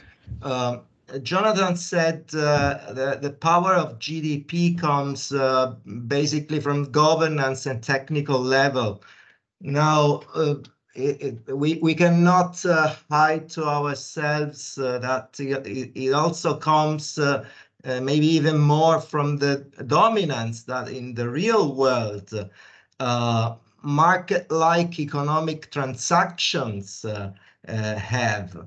By which metrics the SNA measures all transactions or tries to measure all transactions. This is the direction taken in the SNA revision, sadly, from my points of view. And also the SEA ecosystem accounting takes that derive. Now, policy and narrative levels are tightly connected. They're not so much at the bottom, at the top, it's a loop. Because the narrative is the world vision that informs policy. And on that, I would like to remark about the capital approach taken in the Netherlands. If the lock-in GDP is also due to this narrative that's adopted, the capital approach has the same power as GDP, the same reasons to be, but yeah, well, I will not dwell on that because it could lead me into technical issues, and I don't want to. So as a way of conclusions, keeping in mind these things, in the governance, we have as statisticians the responsibility of making sure that the information we provide is not misused. That sounds quite obvious, but I think it's important to underline it in this context. Thank you. Thank you. We'll collect together any other questions that we have, and then we will pass to Jonathan and Gerard. Any other questions that people wish to raise? I'm not seeing any, so I'll ask Jonathan to take this question first, and then Gerard can come in. Thanks. Yeah, I mean, as you rightly said, Aldo, it's not a linear process, right? I said it in my talk. The importance of GDP comes from all the different dimensions and their interplay together. And obviously, what you add is the real world dimension, and I think we cannot neglect that because it's not only the transactions from a political side. The transactions are particularly important because they are taxable transactions, right? And this is where the interest of governments very often comes from, that they're maybe not so much interested in GDP as such, but actually in GDP as a proxy for the kind of size of the cake they can tax. So this is, so there are, I would say, systemic dependencies in the economy, which also make it difficult to just abandon GDP, because GDP just measures something that's there anyways. So even if you don't measure it, people will still have transactions, right? You're just not measuring it anymore. I think the point is not so much to replace that. The point is more, if you measure it, to what extent do you also base your policies on the increasing of those transactions? And this is for me that doesn't need to happen directly, right? There's also not a natural conclusion that follows from that. And so our report really tries to answer the question, how can we shift from increasing the amount of transactions to other objectives than like increasing the health of people, improving access to education, improving the satisfaction of basic needs and services like access to water, sanitation, housing, mobility, energy, but also then sustainability dimensions, right? Like biodiversity loss and land use change. And so the main conclusion would be, okay, you need to focus on the governance and enforcement mechanisms and the budgetary kind of implications of those indicators to make them actually matter in policymaking, because then they get to the same level as GDP, because if GDP is about taxation and taxation is then about budgets, then these other indicators also become budgetary relevant.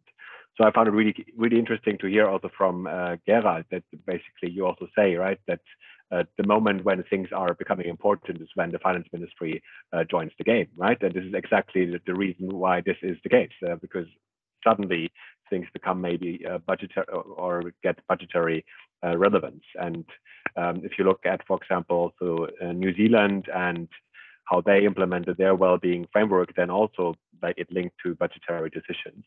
So I think my recommendation is just not treat the beyond GDP discussion as a technical discussion that is about methodologies and all those frameworks and harmonization of all of that, but don't lose sight of the relevance of enforcement and who is actually using the indicators in policymaking, and to what extent are the other indicators having a binding role for political decisions and so on. Thank you. Gerard, any final thoughts?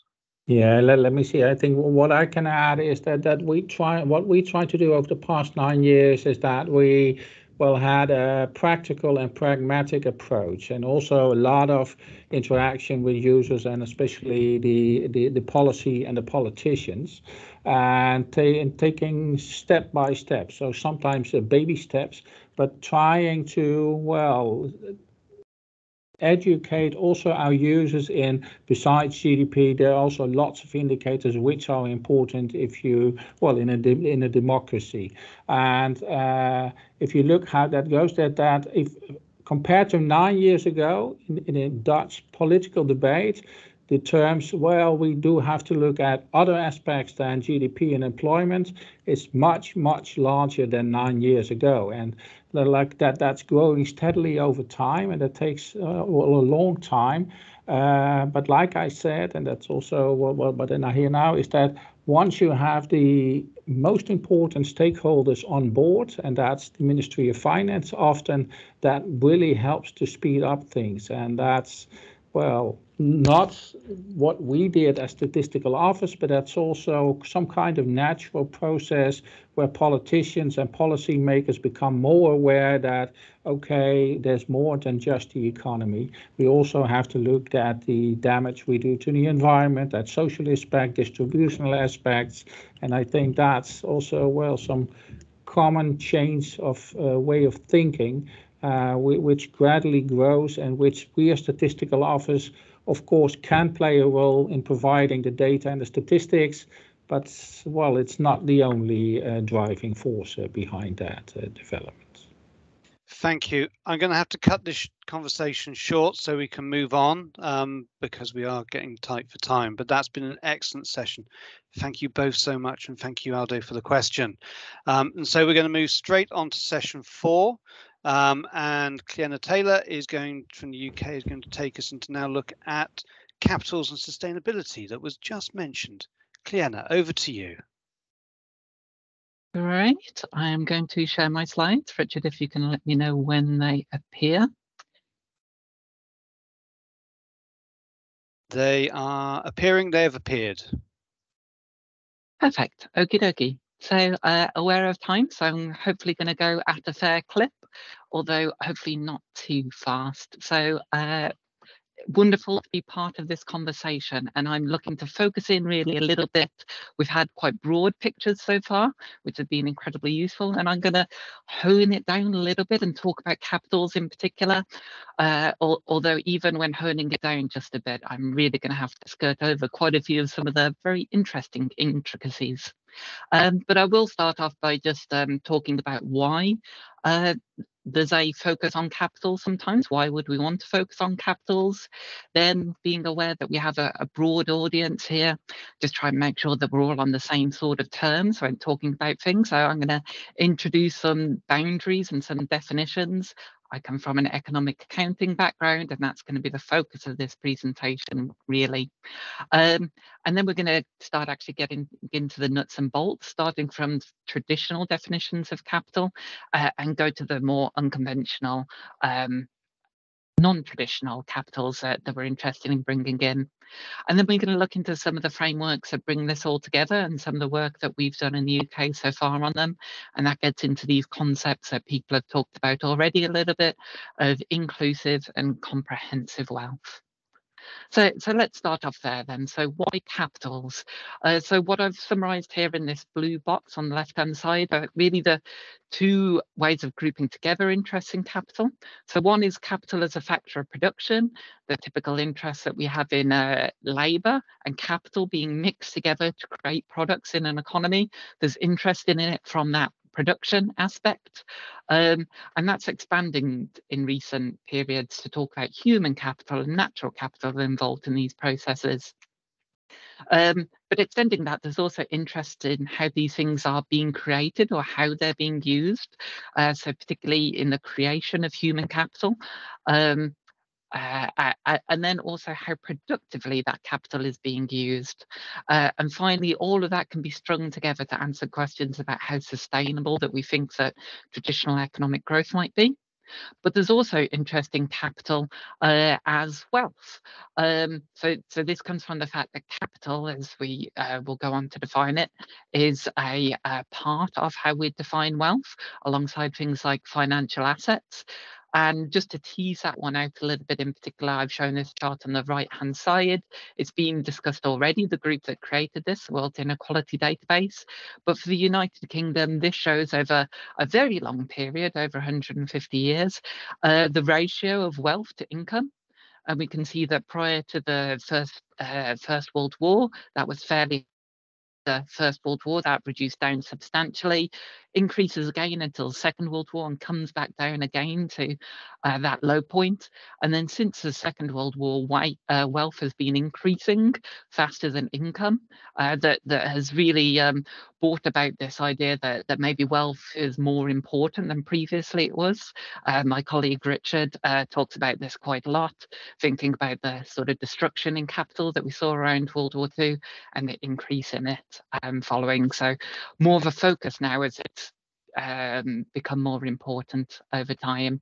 And that links in with questions around who owns wealth, both which countries own wealth as well as who owns wealth within countries. So hopefully that motivates the work a little bit of why we're interested in capitals. And now we can do our homework a little bit, some long technical definitions here, but drawing out just a few of the key points when doing economic accounting. Exactly what do we mean by different things? And I'm going to talk about production first.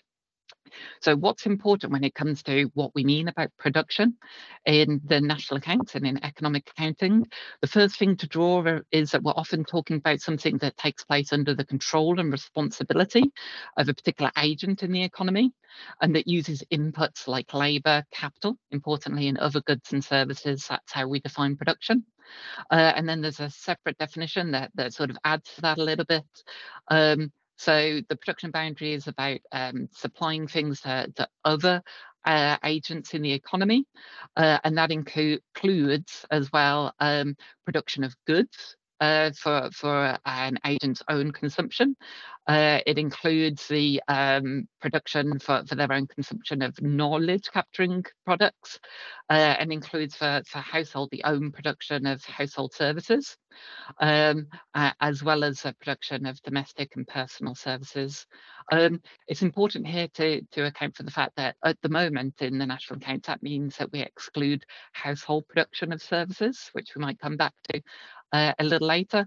But just importantly here, the key thing is that it has to take place under the control and responsibility of an institutional unit and uses labour and capital in its production process. So that brings in how the important role that capital has. But what do we mean by capital? So going to take a little bit of a step back and talk about assets first, which is a bit of a broader category into which capitals fall.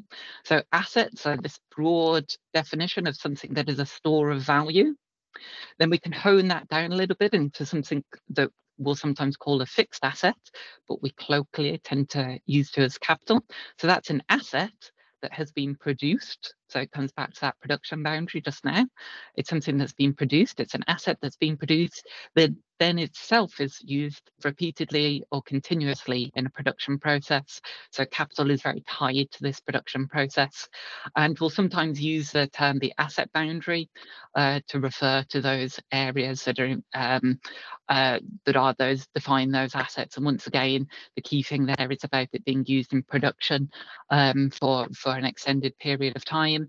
In particular, we tend to use the boundary of once a year. So we've got our assets, and then within those assets, this category of produced assets that are used again in production, and those are our capitals. That's what we mean by capitals. All of these definitions are useful for economic accounting because they give us some specifics when thinking about extending those capitals to things like human, intangible, and net capitals. They give us some ways to think about it. So when we think about extending that, we can think about, does this involve a change to the production boundary? Does it involve a change to the asset boundary? And also, what series of benefits does this entitle the owner to? And this just helps focus our thinking a little bit on what some of the importances of these extensions of capital can be.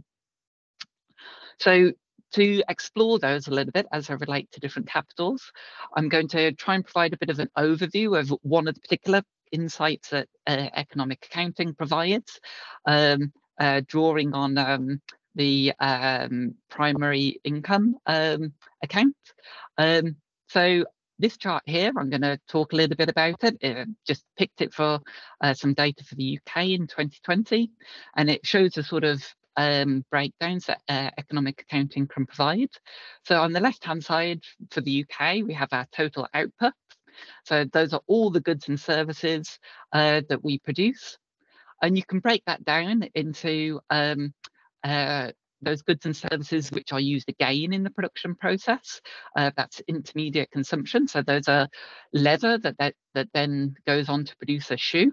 So that's used up in another production process.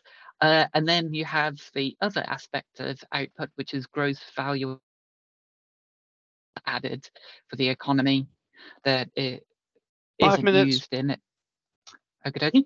And then you can break that down into other forms of income, mixed income, compensation of employees, gross operating surplus, sometimes thought of being a close analogy to profit, and then a little extra there for taxes and subsidies on production. So let's cover the traditional capitals first. So these are already included in national accounts. These are things like dwelling, machinery and equipment, and weapon systems, as well as cultivated biological assets, which we'll talk about a bit in the future. But these contribute both towards our gross value added, but also when thinking about the income that they produce, we can think of these as typically being captured, the profit and the value that these capitals create tends to be captured in the income sphere as gross operating surplus. But let's move on now to quickly, considering time, to some of the slightly more unconventional capitals, so intangibles. So first important thing to point out is that several intangible capitals are already captured within the SNA 2008. So R&D, software and databases, mineral exploration, and entertainment, literary and artistic originals. But there's debate going on around the extent to which this should be expanded to consider things like firm-specific training. But within the SNA update process at the moment, there's consideration about extending the definition of capital to include marketing assets and data. And the real question here is about this boundary between gross value added and intermediate consumption. At the moment, these intangible capitals tend to be captured already as intermediate consumption, and the debate is around expanding, changing them from being intermediate consumption to being treated as capitals, so treated as investment, which is included in gross value added. But then we can extend further to other unconventional capitals like human capital, which you could consider as being a capital. And here, this would involve reconceptualizing things like consumption of employees and mixed income as being returns to a human capital. So at the moment, we see them as being returns to something called labour, which is distinct capital. But instead, thinking about human capital within this would involve reconsidering either a part of these or all of them as being returns to human capital. And then in turn, that would involve some reconceptualizations of things included in gross value added. So things at the moment that are final consumption, things like education, which are final expenditure of government, could be reconceptualized as investment in human capital. Coming on to natural capital, important to mention again that the SNA at the moment already includes some natural capital as being treated like capital, so in particular cultivated biological resources. So those are resources where there's some sort of substantial intervention in their cultivation, but currently does not consider uncultivated biological resources as capital because they're considered being non-produced. So there's some work that's been going into the update of the SNA at the moment to reconceptualize these, so to break down this barrier between cultivated and non-cultivated biological resources so that they would all be considered produced except for non-migratory biological resources. But so the sort of effect that this would have would be to reconceptualize again some of the way that we view gross value added, as well as some of the flows of income. But there's still yet more debate going on. So at the moment, all of those changes to capitals would still not involve any change to the total amount of output that we see coming from the economy. But the work that's been going on in things like the SEHA, the system of environmental economic accounting, has identified several ecosystem services that are relevant to natural capitals and that come from natural capitals. And some of those lie outside of the current production boundary of the national accounts. And if we wanted to fully account for those natural capitals, we would have to extend the production boundary and increase total output to that black bar there. And then a final mention to social capital, which is probably the most unconventional of the capitals we've spoken about so far. And just to very quickly talk about there's still a lot of debate going on in this area, in particular about whether it should be treated as a distinct capital in its own right or as an enabling capital. So treating it as a distinct capital would once again come to thinking about those questions of what distinct flow of income could be attributable to that capital, whilst thinking about it as an enabling capital would be a matter of saying that it isn't something that's distinct from things like human capital, but could be embedded within them, and instead would be a way of thinking about the ways in which the social aspects of things like trust, network, social interaction help generate the sort of value in human capital, and could be an analytical concept behind that. So a lot of ideas there that we want to really think about how we tie them together. So very quickly, and this is where I'm going to move on a little bit quickly, we've been doing some work in ONS about how we'd bring together some of these ideas to expand both the SNA's production boundary as well as the asset boundary. And I've tried to express that a little diagrammatically here. So on the left-hand side, this sort of shows the ways in which some of those concepts we've talked about already would involve some reconfigurations within the SNA production boundary and some of those areas where it would involve an extension of it. And then importantly for our purposes, where it would involve an expansion or rerouting of the SNA asset boundary.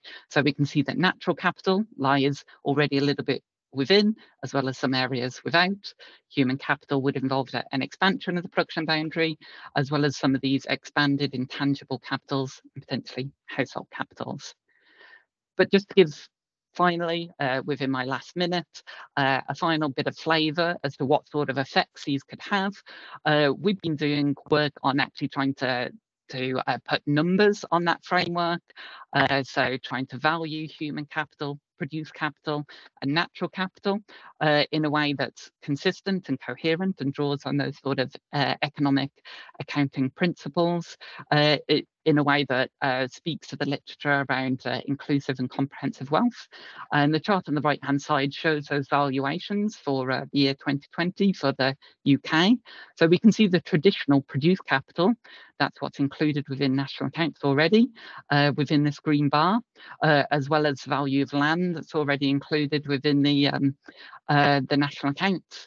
But then we've got separately natural capital, the ONS produces as part of, according to the SIA classifications, as well as human capital that we produce. And it shows really the extent to which the dramatic extent to which this could have on the way that we conceptualize the UK's stock of assets. So human capital in particular having a rather large effect, but also natural capital compared to our traditional produced capital is also very large. So some of these extra capitals could have rather substantial effects. So very really important to avoid things like double counting and to think in particular about making sure that we're doing this in a way that can be internationally compared between countries just due to the substantial effect they have. And then within timing in light, I won't talk about the extra complication of beginning to think about whether we could extend this framework beyond market prices to shadow prices and accounting prices. And I'll leave that just to point out that the slides are available online for anybody who'd like to look at those or speak to me a little bit about them later. And thank you very much. Thank you. A wild canter there through capitals. For anyone who wants to come back and talk to Cleona and I about that, please do feel free. We'll take questions at the end. But first, we're going to make sure that Graziella gets to give her presentation as well. So I'm going to pass straight over to you, Graziella, and thank you very much for holding on to be our last speaker. Thank you, Richard. Let me see if I can share my presentation. Okay, I can see it. Saying that. And it's in full screen. Well, Wonderful. First of all, thank you for the invitation to address you today, particularly UNSD and the UN Network of Economic Statisticians. For those who do not know me, I'm Graciela Marquez. I'm the president of the National Institute of Statistics and Geography, INEGI, in Mexico. First, let me give you some context about the National Institute of Statistics and Geography of Mexico.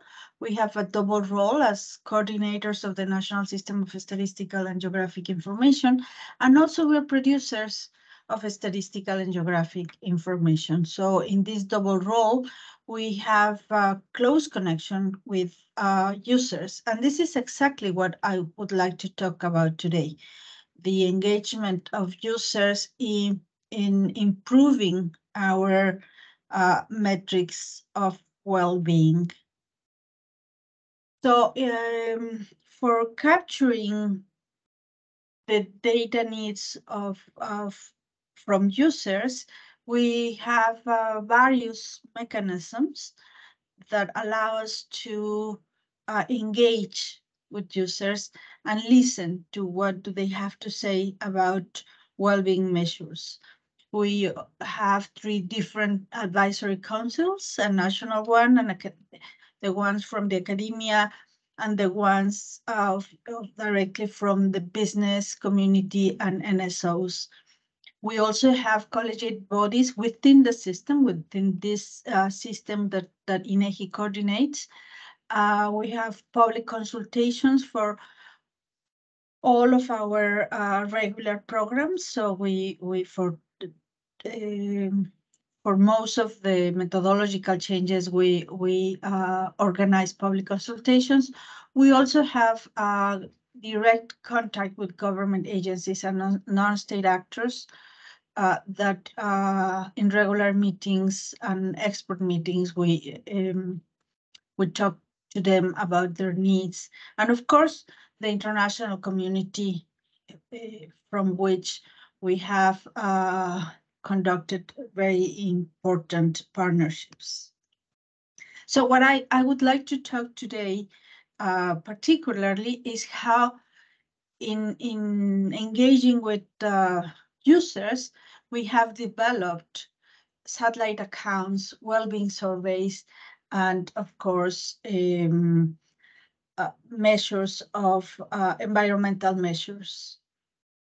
So let me start by talking about satellite accounts, and particularly those in our system we have developed 7 satellite accounts, and I would like to take this opportunity to talk about those accounts that came directly from conversations with users. So I'll start by talking about the unpaid household work satellite account, which was originally a request from a collegiate body within the system, within the national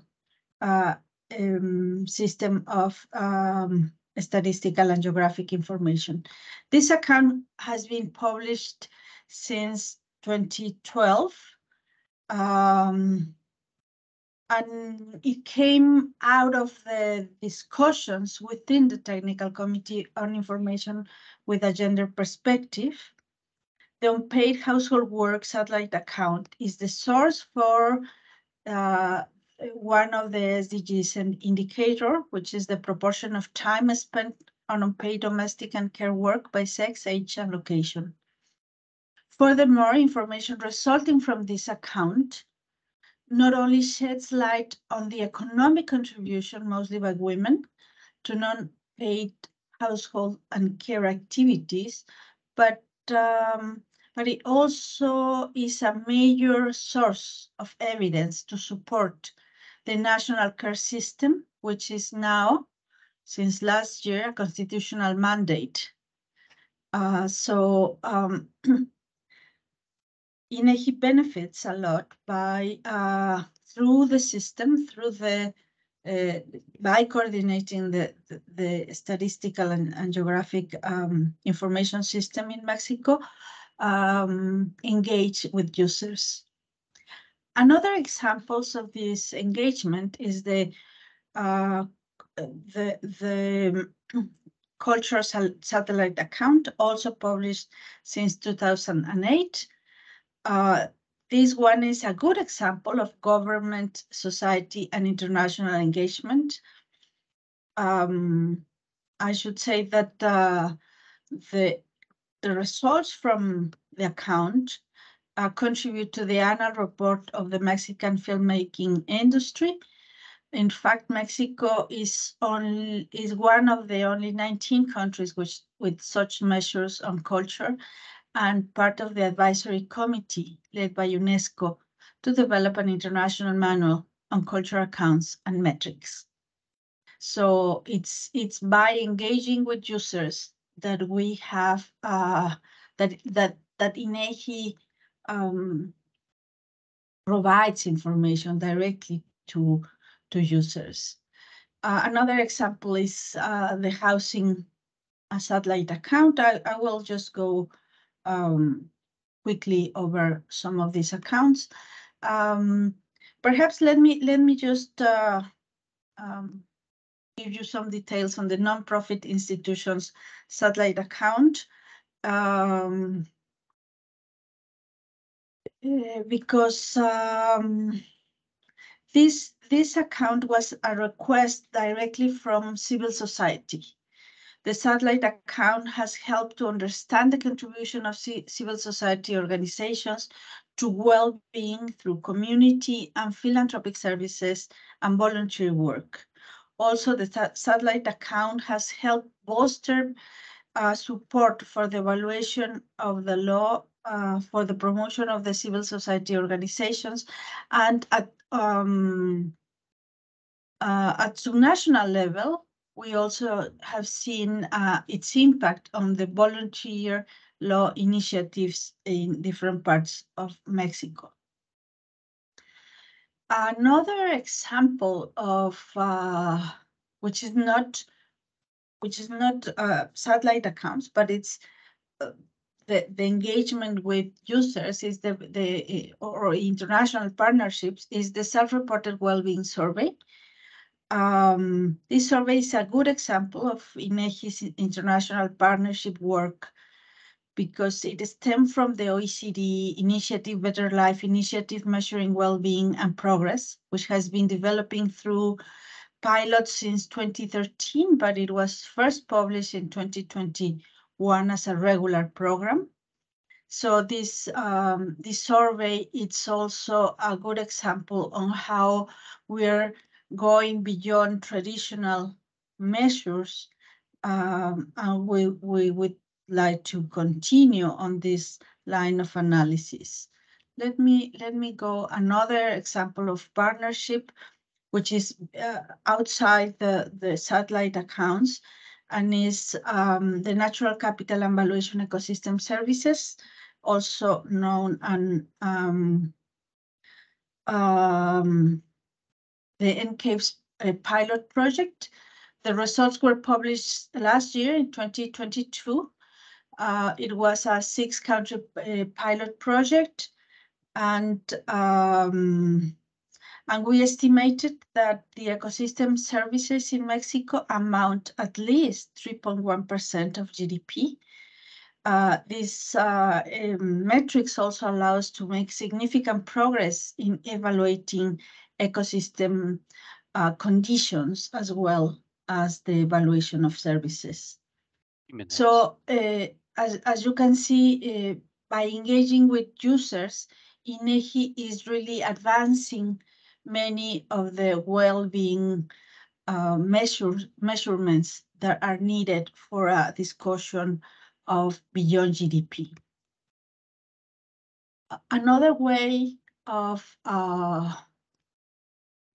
getting this contact with users is public consultations. We have public consultation for most of our programs. And here is just an example on the updating of the system of national accounts. We have a 20-day consultation in the year 2022. So how does it looks our idea of measuring well-being statistics available to users once we receive their demands, and how we resolve that? Well, one way is through the satellite accounts. On the right-hand side of your screen, you can see all the total, the 7 satellite accounts actually produced by INEGI, and also well-being measurements, including the self-reported well-being survey, and also the natural and ecosystem services measurements. So we are sort of expanding already beyond the traditional system of national accounting. And it seems that users are getting more and more accustomed to use the metrics and information into their policy analysis. So what is next? All of these elements contribute to better understanding the measuring of well-being. Therefore, in our current and future work, we intend to focus and work on three main objectives closely related to users' engagement and its substantial links to the production of better data. First, we want to develop a dynamic dashboards on well-being, for example, one that integrates not only what we already have, but also that includes income distribution. We're already working on that. We believe that this is the way to link and compare historic data with recommendations on metrics and other good practices resulting from our participation in international discussions and initiatives of expert groups. Second, we would in the future, our current work and the future work, we would like to strengthen our engagement with all relevant stakeholders and users. Let me focus on a specific group, which also includes all of the other citizens. I mean, we really want to get closer to citizenship, to citizens, so that citizens can really take information for their decisions in the public arena. We understand that the importance of connecting and engaging with users in the most open and deliberative schemes to achieve better and more useful metrics on what is important to society, including, of course, well-being. Third, as part of our mandate to deliver the best quality relevant information to an ever more diverse society, as part of a complex data ecosystem, we should also strive to build up and develop the skills, strengths, and overall capacities for society to better access, understand, use, analyze, and benefit from the information we produce, so they can then demand more and better information. And that is what we are trying to focus in our activities geared towards data literacy.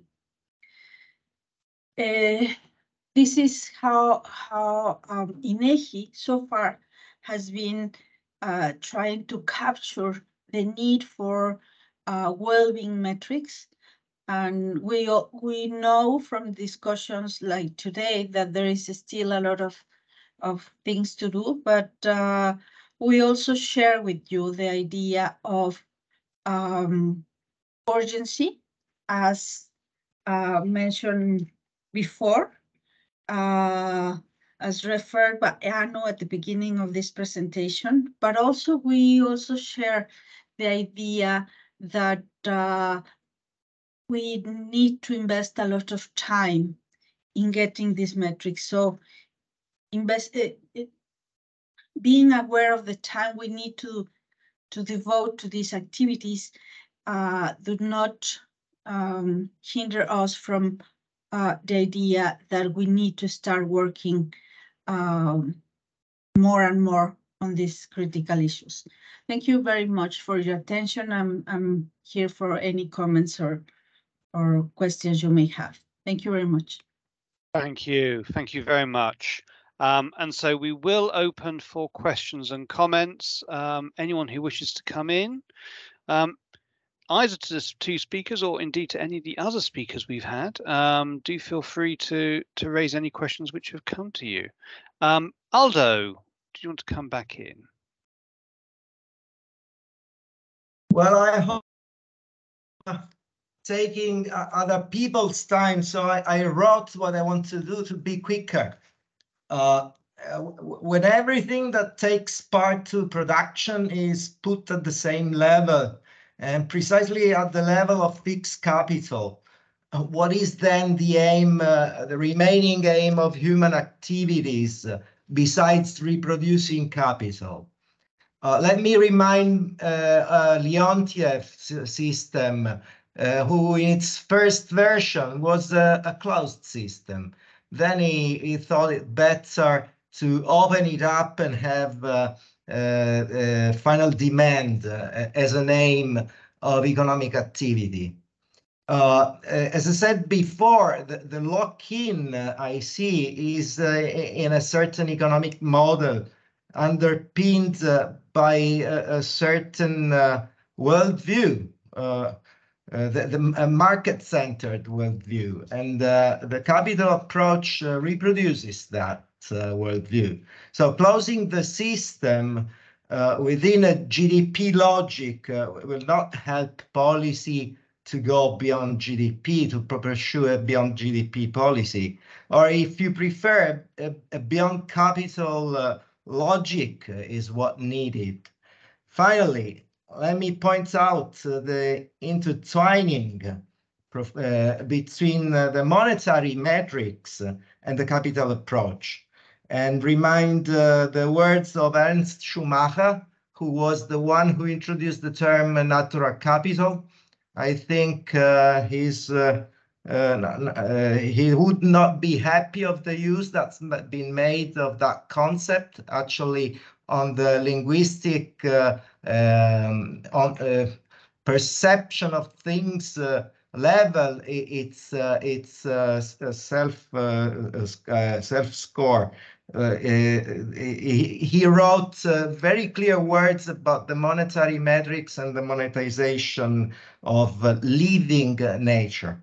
And let me point to the disappointingly low values that a correct valuation based on resource rents gives for ecosystem services, to the unsurmountable methodological problems, to the fact that ecosystem service values actually grow with the growth of the demand side, which is the pressure on ecosystems side, and also to the trade-offs we have in there, because we're counting for fossil fuels under the ground as wealth, and then forests that capture, and they're wealth because they will be burned someday or the other, and the forests that grow and capture that's the CO2 they produce is wealth again. So it's a self-reproducing kind of linear thinking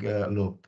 So my advice would be, let's explode the system with satellites, as Mexico is doing, and refrain from identifying well-being and sustainability with capitals. Thank you. Thank you. Any other questions? Whilst anyone else is coming in, I was going to ask a question myself of Graziella around the cultural accounts and sort of the scope of those. I think that's a really exciting concept. And you talked about their relevance for the film industry, but what are there other cultural phenomena that you capture in there? I think that's really interesting. Final chance for any other questions. I cannot see any hands raised. So I will pass to Cliana first to talk about capitals, and then Graziella to talk about culture. Yeah, thank you very much, and really fantastic points. So I think from what we've heard earlier today, we've heard about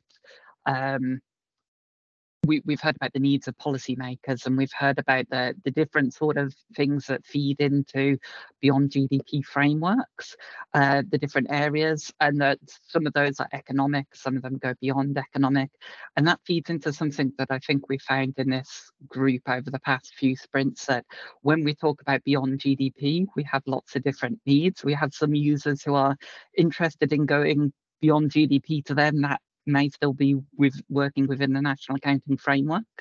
We have some people who want to go beyond GDP, but they still want to talk economics, but they don't want to talk about a national accounting framework. We have some users who want to go beyond economics, but still be statistical. They want to think about well-being. And then it could be anathema to us as statisticians. There are people who want to go beyond statistics. And they're interested in the qualitative nature of that, and all of that comes under this umbrella. The points that I was speaking to in particular very much came from a starting point from users who we've had in the UK who still very much value a dashboard, multi-dimensional framework approach, for thinking about well-being, but for the purposes of particular bits of policy, for fiscal policy, or for budgeting reasons, would like to still work with things that are like GDP, that still have accounting behind them, but do start to bring other things in. So it's working within that framework in particular. How do we still have economic accounting for users who need that, but still do have those considerations? You bring the brilliant point, and then I'll pass on, about depletion. When thinking about national accounts, and this has been part of the update to the system of national accounts, natural capital in particular really bring home the point of starting to think about net figures. In the case of natural capital, you're exactly right. Gross figures, the more you use nature, the more you do the things that we're trying not to do, that could increase your figures, which really brings home the need to, at the very least, start talking about net figures, which would take off the depletion of natural capital. So there's a lot of interest in that area, and in particular, that requires a measurement of the capitals to get to that net point. So yes, fully agree. Thank you. Graciela, the last word was you. Very quickly on the culture account, what we are measuring is music, concerts, books, printing of books, audiovisual media, handcrafts, which is very important. All sorts of performances, scenic performances, and fine arts and visual arts in general. So it really encompasses all cultural activity that is occurring in the country. Excellent, thank you. And I think that's a really important point to end on, because beyond GDP, by design, we're trying to go beyond those traditional monetizable components, and finishing with some thoughts about culture, theatre, and all the good things in life, are very much going back to the start of our discussion, the sorts of things that Robert Kennedy would have encouraged us to be thinking about in this space. I'm not going to spend very long to sum up, because we've already run over a little bit. I would like to thank all of our speakers. It's very clear that there's a huge amount of interest, and people have an awful lot to contribute in this area. And it is very difficult to ask people to stick to 15 minutes tight when there is so much good material to contribute. But it's been a real pleasure to hear the sessions today. We'll be reconvening in a week's time to talk about ESG data and the use of business data on some of these topics, which I think will be a hugely exciting opportunity to see something brand new. Many of us have discussed beyond GDP many times, and I'm sure we will again. But the chance to really think about a new dimension on this, I think, will do us all a huge amount of good. I see Rutger has appeared on my screen. Rutger, did you want to come in and say anything final, or no, you're happy to say? So I'm going to suggest we're 7 minutes over. I hugely thank everyone's tolerance of that. It's massively appreciated. Thank you for your questions today, and look forward to seeing you all next week at 7 o'clock New York time to discuss ESG data and our potential use of it for beyond GDP. Thank you all, and speak to you all soon. Bye.